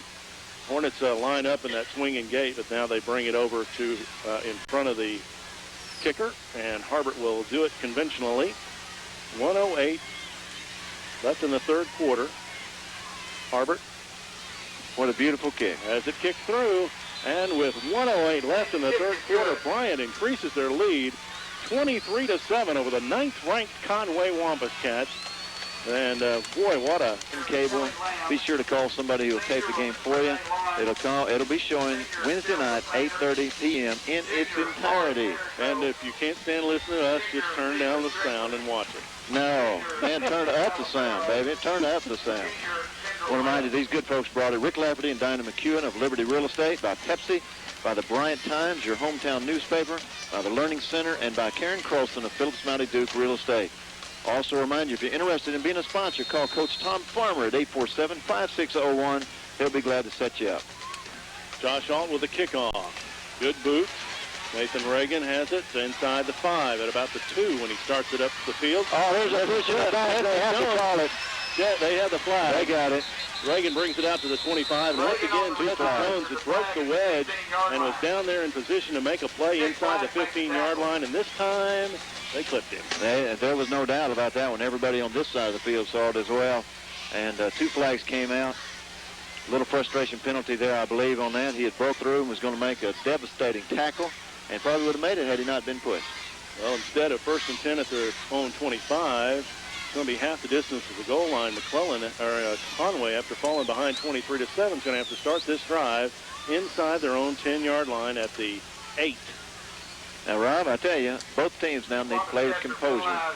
The Hornets need to play with that because they have a lead. They need to play like they have a lead and not relax. They need to stay intense and stay getting after it. And the Conway just needs to get under control. They got their home crowd. They have their tradition. They just need to play within themselves. Has some personnel problems on the Bryant side, I believe. Checking into the ball game late was Shea Wrench, who was injured and not expected to play necessarily tonight, but here he is, dressed out and ready to go, and the Hornets have to call a timeout to get everybody on the field. And I think it's Josh Bombeck, a little late checking in, maybe still winded from that sprint down the sideline. Might be still winded, still a little happy. Big interception by Josh Bombeck, but just made it 23-7, returned it 28 yards for a touchdown. The ball was actually popped into the air when Patrick Defoe laid the wood to Brett Taylor, the quarterback for Conway, who was trying to scramble in the backfield. I think we're going to have to give Defoe a half interception on that one, don't you think? It was a big hit. Boy, Rob, how many critical plays did we see in that change? The Hornets lose a wonderful 4th down play that they got. They would have had first and 10 inside the Conway 20, but that play still on the punt. Chris Ault getting that punt off. That may be as big a key to this as anything. That's right. The fact that they have kept their composure and stayed focused and not let things like that derail them in any way. By the way, that was the 9th penalty on the Conway team. Unofficial, of course, for some 61 yards. That's going to make Coach Kenny Smith just boil. Oh, he's going to tell them about it. First and goal first down at their own 7-yard line. 83 yards from their goal. Conway starts their possession, handoff inside, and we finally see the upperclassman for Conway in the run. He got the ball. If they give it to him. Did they call him play dead? They did. into the ball game for the first time was junior running back Ernest Maltbia on the carry that time, and he carried some Hornets with him. And I believe that, boy, that was a quick whistle, Jim. That was a quick whistle, and no arms were moving. He just walked up there and nothing. So just grabbed it out of his hands. Yeah, Who was it that pulled it out of there, Jake? I didn't see it. I don't think it was Jake, though. May have been Sean Reynolds. I thought I saw a 5.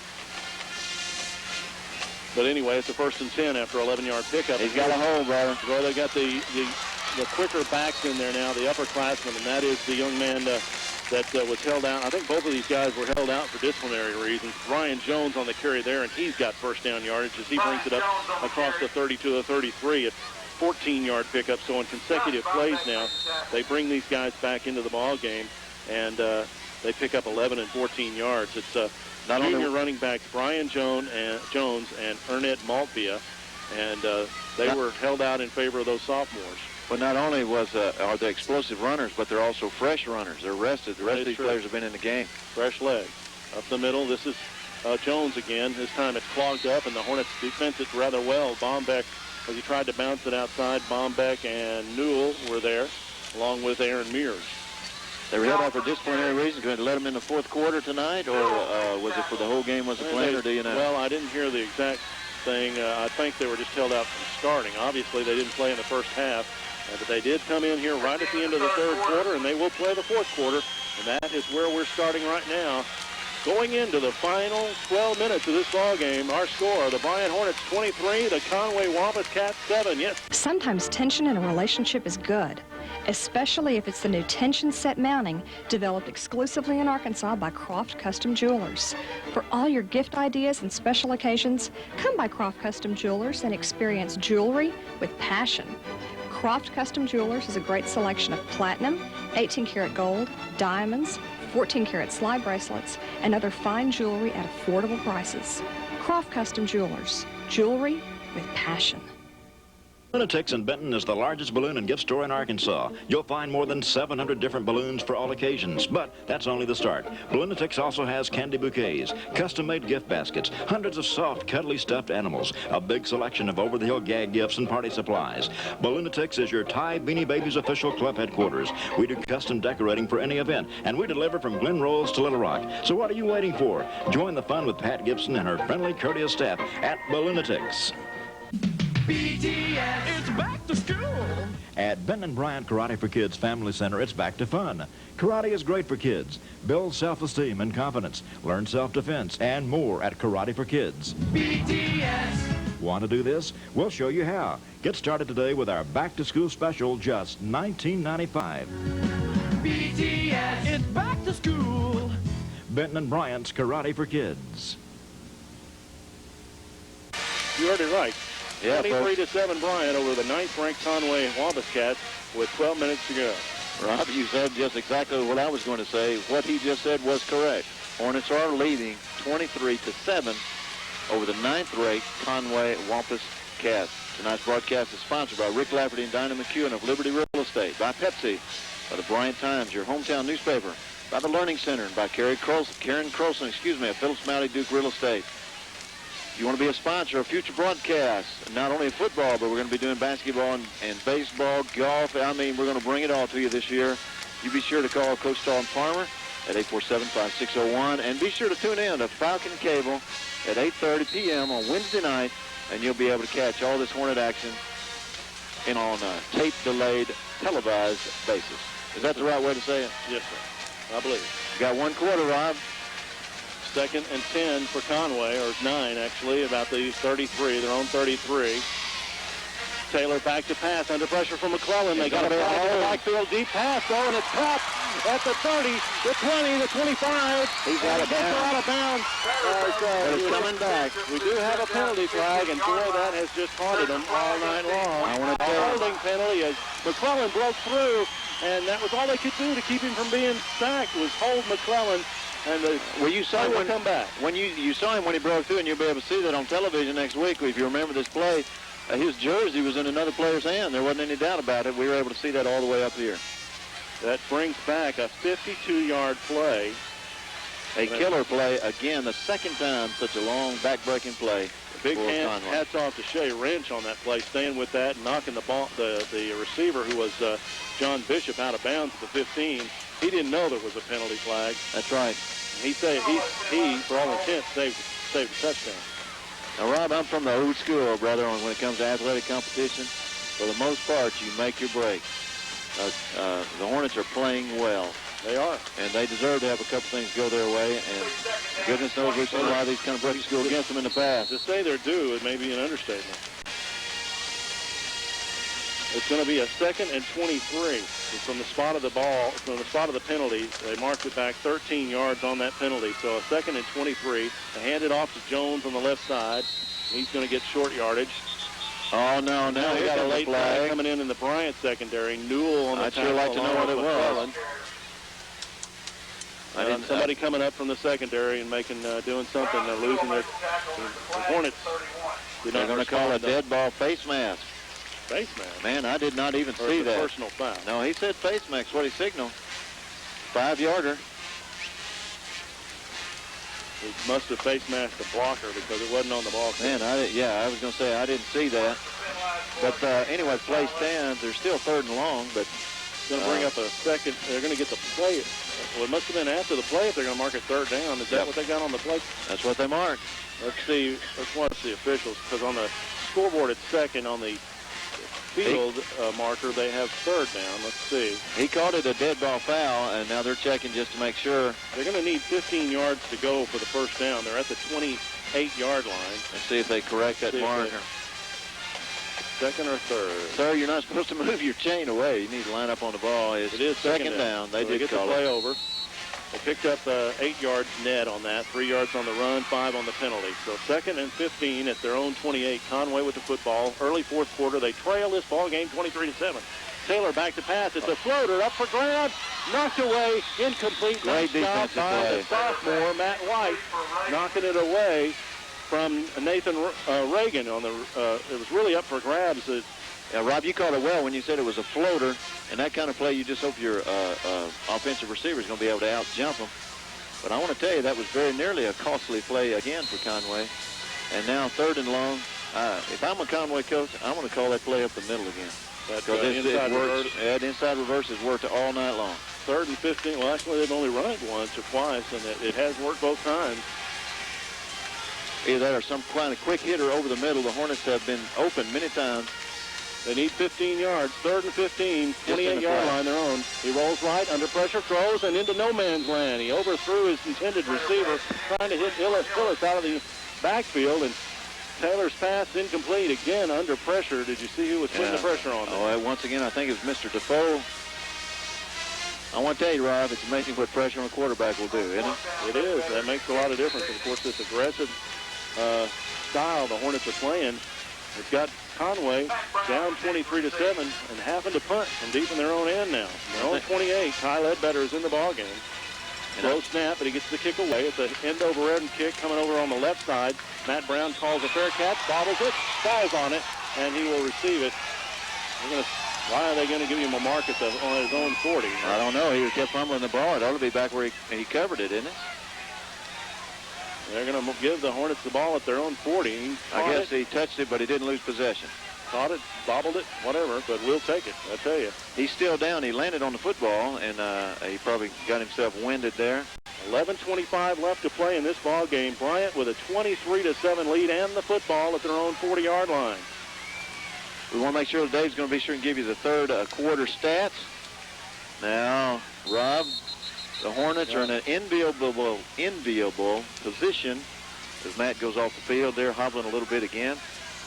They need to run some clock. Well, that's the thing. This team, Coach Patton feels like, can run the football better when it's given to them, when that run is given to them, than last year's team. A lot of credit goes to that senior-led offensive line to doing that, but they're in their regular offense with McCoy in the shotgun and everybody else outside, and they're going to pass. McCoy looks, pumps, rolls left, down the sideline. He's got a man, it's incomplete, in and out of the hands of the intended receiver, Jonathan Jamison, down the left sidelines. He was behind the defense. Another nice pass by McCoy. Oh, it was there. It was in his hands. Jamison kind of had to look back over the top of his head a little bit to catch it, but boy, what that right there. They were going for the jugular. That took the word right out of my mouth. They were backbreaker, jugular. They were going for it. And just because they're passing doesn't mean they're trying to... they're running their offense. Yeah, they're running their offense. That's a ball control.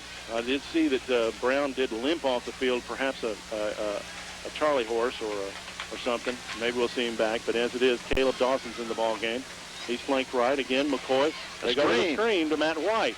Got some blocking. Gets it across the 45 out close to midfield, and he's going to be short of a first down, but we got a late flag coming in. What's the flag on there? It has to be a late hit. I think we may have had a late hit. We shall see. You watch for that. I shall do that. I tell you, the sideline over there is getting pretty excited. They need to take 3 steps back, I believe, just a little bit. They wanted that to be called. It is a personal foul. It looked like it said holding. No, it's just a personal foul. I think it was the late hit. Okay, that's going to give the Hornets a first down inside Conway territory. That official holds his signal real close to his forehead. Yeah, he did see it, but he had it to the side, so it's kind of hard. But it's a big one, 15-yarder. Going to give a first down. It's on top of the game. A 9-yard pickup and a 15-yard penalty, and pushes Bryant down inside the 40 to the Conway 36. 11 minutes left to play. Bryant with a 1st and 10 at the Conway 36-yard line. And trying to add to a 23-7 lead. What a shocker this one's going to be around the state if it holds. Conway players are beginning to act like they're in trouble just a little bit. Matt Brown back in the game. Handoff inside. Short gain, maybe a yard for, looks like, I didn't catch, I think it's Matt White making the pickup and giving him a yard to just outside the 35-yard line. Trying to take advantage of the defensive flow. Coming back in it, little misdirection, almost a counter-type play. Let that clock run, Rob. Let that clock run. We're using that 25-second clock. It is down to 18, and the game clock down to 10:20. And boy, it'll move slow now. 23-7. Bryant with the lead. You're all right. This is going to be the slowest 10 seconds in recent Hornet history. Well, 10 minutes, excuse me. Brandon Nichols behind McCoy, but he's back to pass, looking on the fade route to Michael Wallace, and he overthrows it out of bounds. And that's where you want to throw it if they didn't right there. If he's not going to be your guy, you don't want him to give him an opportunity to be able to catch the ball. Now, they're just about in it would be a long field goal for Nick Harbert at this point. It would be a 52-yarder. But Harbert's got a strong leg. If they pick up much yardage on this 3rd and 9 at the 35, right, they may try it. Otherwise, they really probably need to try to kill the ball inside the 10. Push it outside, yeah, to give Conway a long way to go. Wide out to the right is Jonathan Jamison and Michael Wallace in the slot. Brandon Nichols. McCoy with a screen, and White's got some room to run. He's got one man to beat, gets inside of him, but the Conway defense closes well, and they get him down at about the 30, maybe the 29-yard line. We'll see where they mark it. Rob, you're so close in. I haven't seen them practice their little pooch kicking and see if they could kill it. I'd go for it, man. Well, everything is with you. You'd have the ball if you fail to get it. Conway still got a long way to go, and 9:40 and counting on the clock. Let's go for this thing. It's a 4th and 4 at the Conway 30, and there's no sign that they're going to do anything but go for it. McCoy is looking to the sideline for a play call. It also shows some confidence in their team, too. Gets a huddle, and they will go for it. On 4th and 4 at the 30-yard line of Conway, Bryant leading 23-7, trying to put the finishing touches on a big, big upset victory. In motion is Jamison. They give it to handoff on the wing back around. He tries to turn the corner. Gets there, breaks the tackle, and gets the first down. He's inside the 20, down inside the 20 to the 19, 18-yard line. Jonathan Jamison, the sophomore, had to get to the corner to get that first down. Had to break the tackle to get the first down, and he did what he had to do. I want to tell you that's the longest 15-yard run in his life. He ran the whole width of the field and had to get around the corner like you're saying, Rob. What a play. And I go back to the words of Coach Patton before the game tonight. He said the Hornets can beat this team. They can play with Conway, and they can beat them. They have proven they can play with them. Now they got to prove they can beat them. They've just about done it. Boy, that was a big play. A 4th and 4, and Jamison picks up 12 to the 18, and the Hornets are on the verge of making this an even bigger score. A touchdown here, and the lady would start warming up. Handoff inside. Brandon Nichols, a little exchange problem, but Nichols got it and got down close to the 16-yard line. Now the clock is really Bryant's ally as well. How many times have we said that in the past, Rob? Oh, well, we said it the other way. Yeah, several times. The clock's been against us. Yeah. 2-yard pickup for Nichols. It'll be a 2nd and 8 at the 16. Bryant working on that clock, and they're really in a position to score again, whether it's a field goal or a touchdown. 8:14 left, and they're leading at 23-7 over Conway. Brandon Nichols, a lone setback. McCoy looks to throw, a little hitch on the out, and there is Brown with the reception. With the reception, close to the 10. 3rd and short. He just stopped, turned around in front of the defender, and McCoy was there. Nice timing on that pattern. Good pass, and they're at the 11, a 5-yard pickup. A control passing game that eats up clock. It eats up clock. Ball Clock possession continues, that's passing. right. Clock continues to run, 7:40 and counting. 3rd and 3 at the 11. It's either a first down or a field goal attempt. In motion is White. They hand it off to him again. He's around the corner to the 10. 5. Touchdown. We got a penalty flag that will negate the touchdown as Michael Wallace tried to help block on the corner. White got in for the score, but it's going to be called back. The flag's at the 5. White, Wallace was just trying immediately to started to screen. say it was not him, but obviously it was. Big game. Touchdown called back. But that's all right. It's 7:25 left. It's 23-7 lead. White won't get his touchdown yet. Marks it back 5 yards. Give him a 6-yard pickup and a 10-yard penalty on the hold. Is that the voice of optimism there, Rob? You said yes. We'll see. Okay. It's either optimism or realism. Yeah, let's hope you're a prophet tonight, sir, on this score. Hornets need this touchdown. That begin to put some of the nails in the coffin tonight. They need to get to the 8. They're at the 15. It's a 3rd and 7 at the 15-yard line. Obviously, they're still in 4-down territory. If they were on the 30, they certainly are on the 15. They're certainly in field goal range for Nick Harbert. In the shotgun is McCoy. Little change, little motion problem, but I don't think it got... And the pass is complete. First down at the 3-yard line. Perfect pass under pressure. Derek McCoy to Matt Brown, who caught it with double coverage on him. I tell you what, now the Beavers going to come in. They're going to try to punch it in. This is the Hornets' night. I tell you what a play. That was a heck of a play. A little exchange problem. The timing wasn't quite right on it, but boy, they made it happen. Ed McCoy, he's been playing quarterback a long time, hasn't he? His first varsity experience as a quarterback, and what a night for Derek McCoy. He's lighted. I tell you, the press box is talking about him all at halftime. Really, this entire Hornet program. This is a landmark victory. You know, it really is. Rob, nobody in this stadium tonight, and I mean nobody, including us, except for this Hornet coaching staff and Hornet team, believe that they were going to pull out some kind of victory tonight. Well, certainly not by this score. No, and we were talking. I was talking with somebody maybe they a field goal. Out. Right, squeak 1 or 4 or 5 points. Never anticipated this kind of score. Well, Matt White just picked up 2. Sorry to leave you stranded there. He's at the 1-yard line. A 2nd and goal. 6:21 left. McCoy handoff inside, and it's piled up. No signal. No, they're going to be short of the first down as they piled it up. There's a signal. There's a signal. Derek got it first. That is Matt White's first touchdown as a high school football player. A 1-yard plunge for Matt White. And the Hornets are up 29-7. McCoy was able to signal that touchdown even before the ref did because he could see where his legs were under that pile. He knew he was over the goal line. That old swinging gate. 6:11 left to play, and a stunner. A stunner. I tell you, we've got the highest-rated TV program in Bryant coming next Wednesday night, don't we, Rob? This may be as big a win as the Bryant Hornets have had since they went to the playoffs in 1985. Or a victory over Benton. Maybe.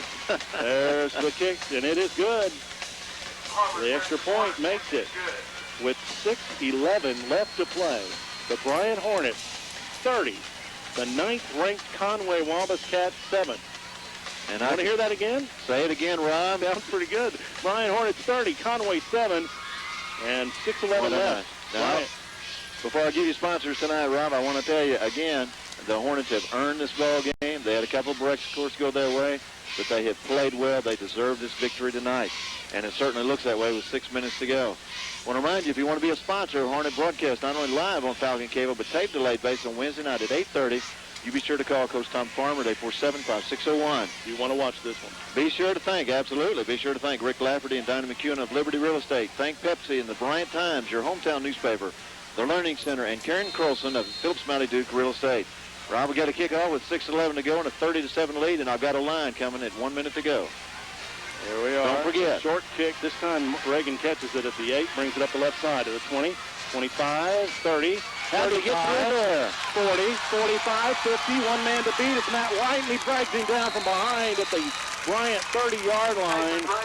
I thought he had him stopped at the 30-yard line, Rob, and he just was able to squirt out of there.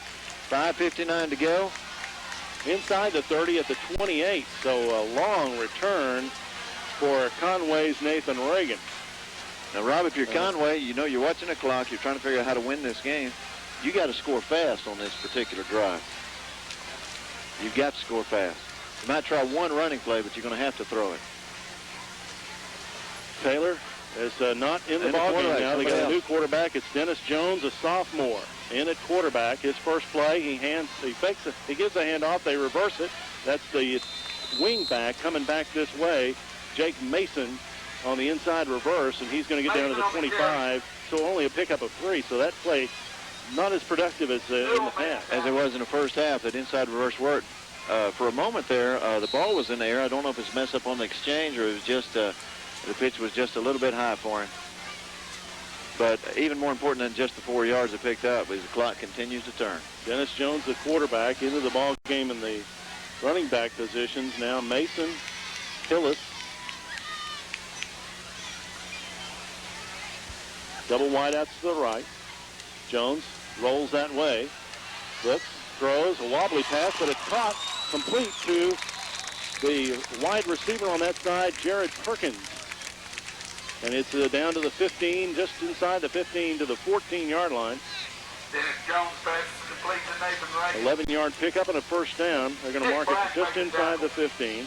I still They think have 5 minutes left to play in the ball game. Bryant with a 30-7 lead. It's going to take a major catastrophe for Bryant not to win this game, but Conway trying to establish something here with a sophomore quarterback.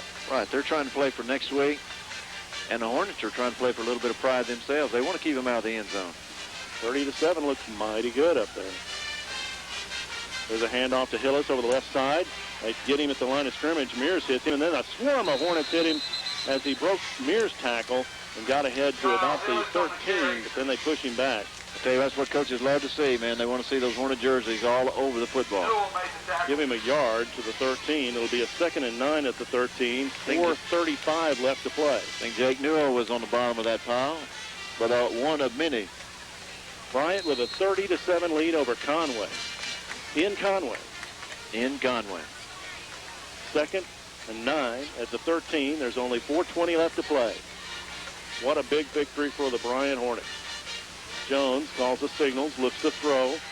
Down the left sideline, got a man, Reagan, and just gets his feet down inside the end zone, and it is a touchdown with 4:09 left. Jones passes to Nathan Reagan for a touchdown. Reagan will kick the extra point, a 13-yard TD play. Not only did Reagan make the catch, Rob, but he was able to keep his feet down. He had his head in the game, and it was a beautiful catch and keeping himself inbounds for the score. 30-13. Now, will they go for 2 or? I think they ought to kick this one, Rob, and play for that onside kick. Surely you jest if they don't play for an onside kick, don't you think? Oh, no doubt. 4:09 left to play. Stranger things have happened, but it's they've got a big deficit. They're going to go for 2, though, anyway. They are going for 2. Jones with double wideouts to the left. Jones, the sophomore quarterback, just came in and drove him for a touchdown. He rolls out to the left, looks, going to keep it, and he gets to the corner and gets in. A nice comeback block by Reagan and Aaron Mears to clear it away. Jones runs it in for a 2-point conversion, and the score is Bryant 30, Conway 15. Rob, this break interaction gives us a chance to remind our folks that if you want to be a sponsor of athletic broadcasts, be sure to call Coach Tom Farmer at 847-5601. Big thank you out tonight goes to Rick Lafferty and Dinah McEwen of Liberty Real Estate, of Pepsi, of the Bryant Times, your hometown newspaper, by the Learning Center, by Karen Carlson of Phillips Mounty Duke Real Estate. And you be sure to call and add to that list. Rob, we're fixing to see an onside kick. That's 30-15. There's 4 minutes left to go. They got a 15-point lead. And yes, we're going to have a tight finish tonight, I believe. Anytime the Hornets get this close to this kind of major upset, I think we're going to be sweating down to the last minute, sir. Well, now Conway will be kicking, and they'll be kicking onside probably. All right. Reagan with 4:09. Not only are they going to kick onside, but it looks like until they spread out, they're going to kick it up the middle onside. This is the first time, if Bryant can hold on to this victory, it'll be the first time since 1995 that they've won their opener. And that year, who did they beat that year, right? They beat Lake Hamilton 42-3 and went on to 4-0 start. They got ranked in the top 10 and played Pine Bluff, the #1 team in the state, at Bryant in front of a huge crowd. I remember that game, Rob. Boy, it was a heartbreaker. Pine Bluff pulled out. That was our last year of non-broadcast football in the Hornets. We were on the air after that year, I believe. Everybody's set for the onside kick. Reagan boots it.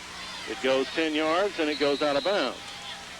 I tell you, Bryant can either take the ball right there, or they can have them kick over, and you know they're going to take it. Possession. They're going to take it right at the 43 where the ball went out of bounds. You know, Rob, interesting about that onside. Most of the time when you see an onside kick like that, the team will flood one side of the field to the other, but Conway didn't do that. They stayed with their standard lineup, so you really didn't know where the ball was going to go. And he kicked it to an open spot in the Hornet receiving team. Interesting thing, too, is that and a nice play by Brandon Nichols over there, who was kind of trailing the ball. He could have tried to fall on that ball. Oh, yeah, and then caused a catastrophe. Who knows if he'd have been able to cover it or not, but he watched it and noted that Conway wasn't getting close to it, and he saw where it was headed. Just let it go out of bounds. Perfect. We want to say hi to his granddad, John, who is going to be sure to be watching the tape replay on that. He's unable to be here tonight, so we all say hi to John tonight. It's going to be a hot product, that ball game. 1st and 10 for the Bryant Hornets with a 30-15 lead. 4:09 left to play. They have their ball at their own 45-yard line. We've got some substitution problems. Jeremy Wooten had come in at quarterback, and we had some problems getting the right guys into the game. Wooten, the junior quarterback, who really looked good in the preseason. It was really a good competition between he and McCoy. Which is what you want to have. And, you know, Wooten's going to see a lot of action this year as well. Derek came up limping just a little bit. I don't think it was anything serious, you know, after the last play calling. I'm sure they're just trying to get Wooten in the game, getting some good game experience. Wooten, of course, was the quarterback of that junior high team, right? 9-1, and in the preseason game, he was 4 for 4 in his passing against Walton. So not much drop-off when Jeremy comes into the ball game, and he's very, very smart. Hornets are still in their double wideouts. Nichols is the lone setback. You got Farmer and Wallace wide right. And don't be surprised to see a safe pass play in their ball control offense. Matt Brown, Matt White left. Here's a handoff to Nichols. Breaks some tackles, gets across midfield, and a nice pickup of 8 yards. Nice pickup of 8 yards for Brandon Nichols. Boy, he's back in there.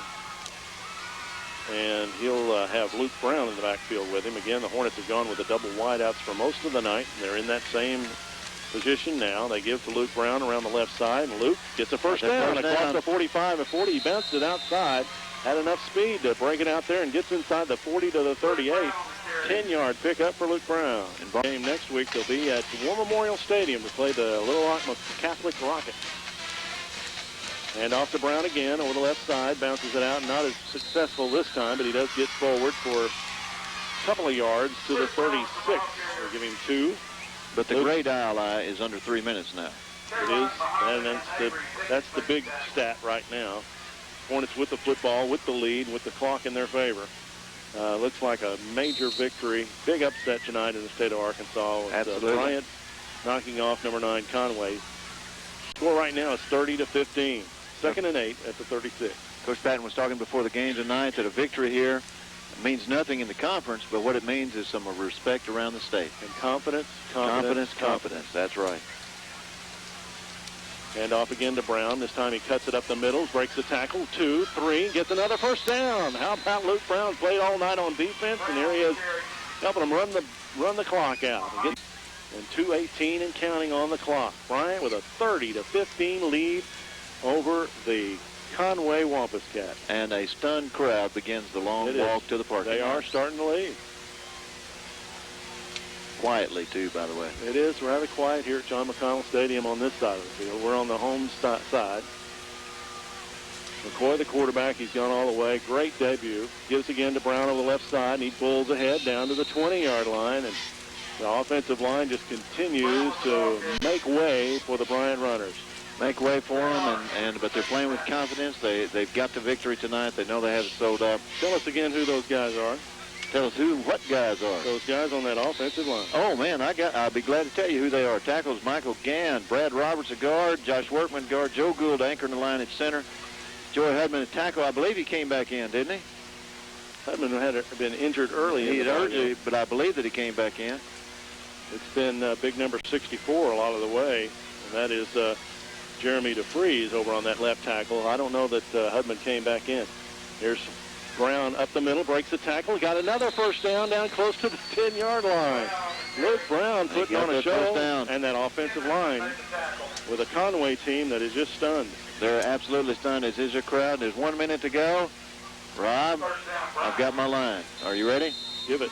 Somebody needs to call Chad Hooten of Hooten Football and let him know what the score is. Don't you think?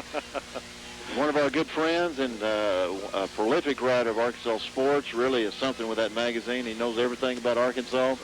But he missed a game on this one. He missed this one. He missed one. Chris and Chad do a tremendous job of promoting this game. But, hey, nobody in this state expected this.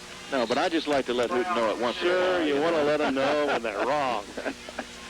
They were wrong about this one, and so many people were, except those who really believe, the Bryant faithful, of course, the team and the coaches. Brown picks up a yard, and that's going to be the final play of the ball game. The Bryant Hornets with a 30-15 victory over the Conway Wampus Cats at John McConnell Stadium in Conway. Rob, I really believed when I came in here tonight the Hornets could win this game, but I never thought it would be like this. So, tremendous victory, tremendous way to start the season. What can you say about Derek McCoy's debut as a senior quarterback? There's a celebration. There's a celebration. The Hornets with the big victory. Big victory, and the coaching staff meets in the middle, shake hands. I tell you, Rob, this was the Hornets' night tonight. Again, the final score. The Bryant Hornets 30, the Conway Wampus Cats 15, and my, didn't that scoreboard go off in a hurry? Well, I think they went off in a hurry. It's already dark. Great tradition, of course, at Conway, and I want to tell you, I'm sure they're going to have an early Saturday morning practice tomorrow. But what a tremendous start of the year for the Hornets. We get ready to summarize the game as Rob gives you that highlight to the game.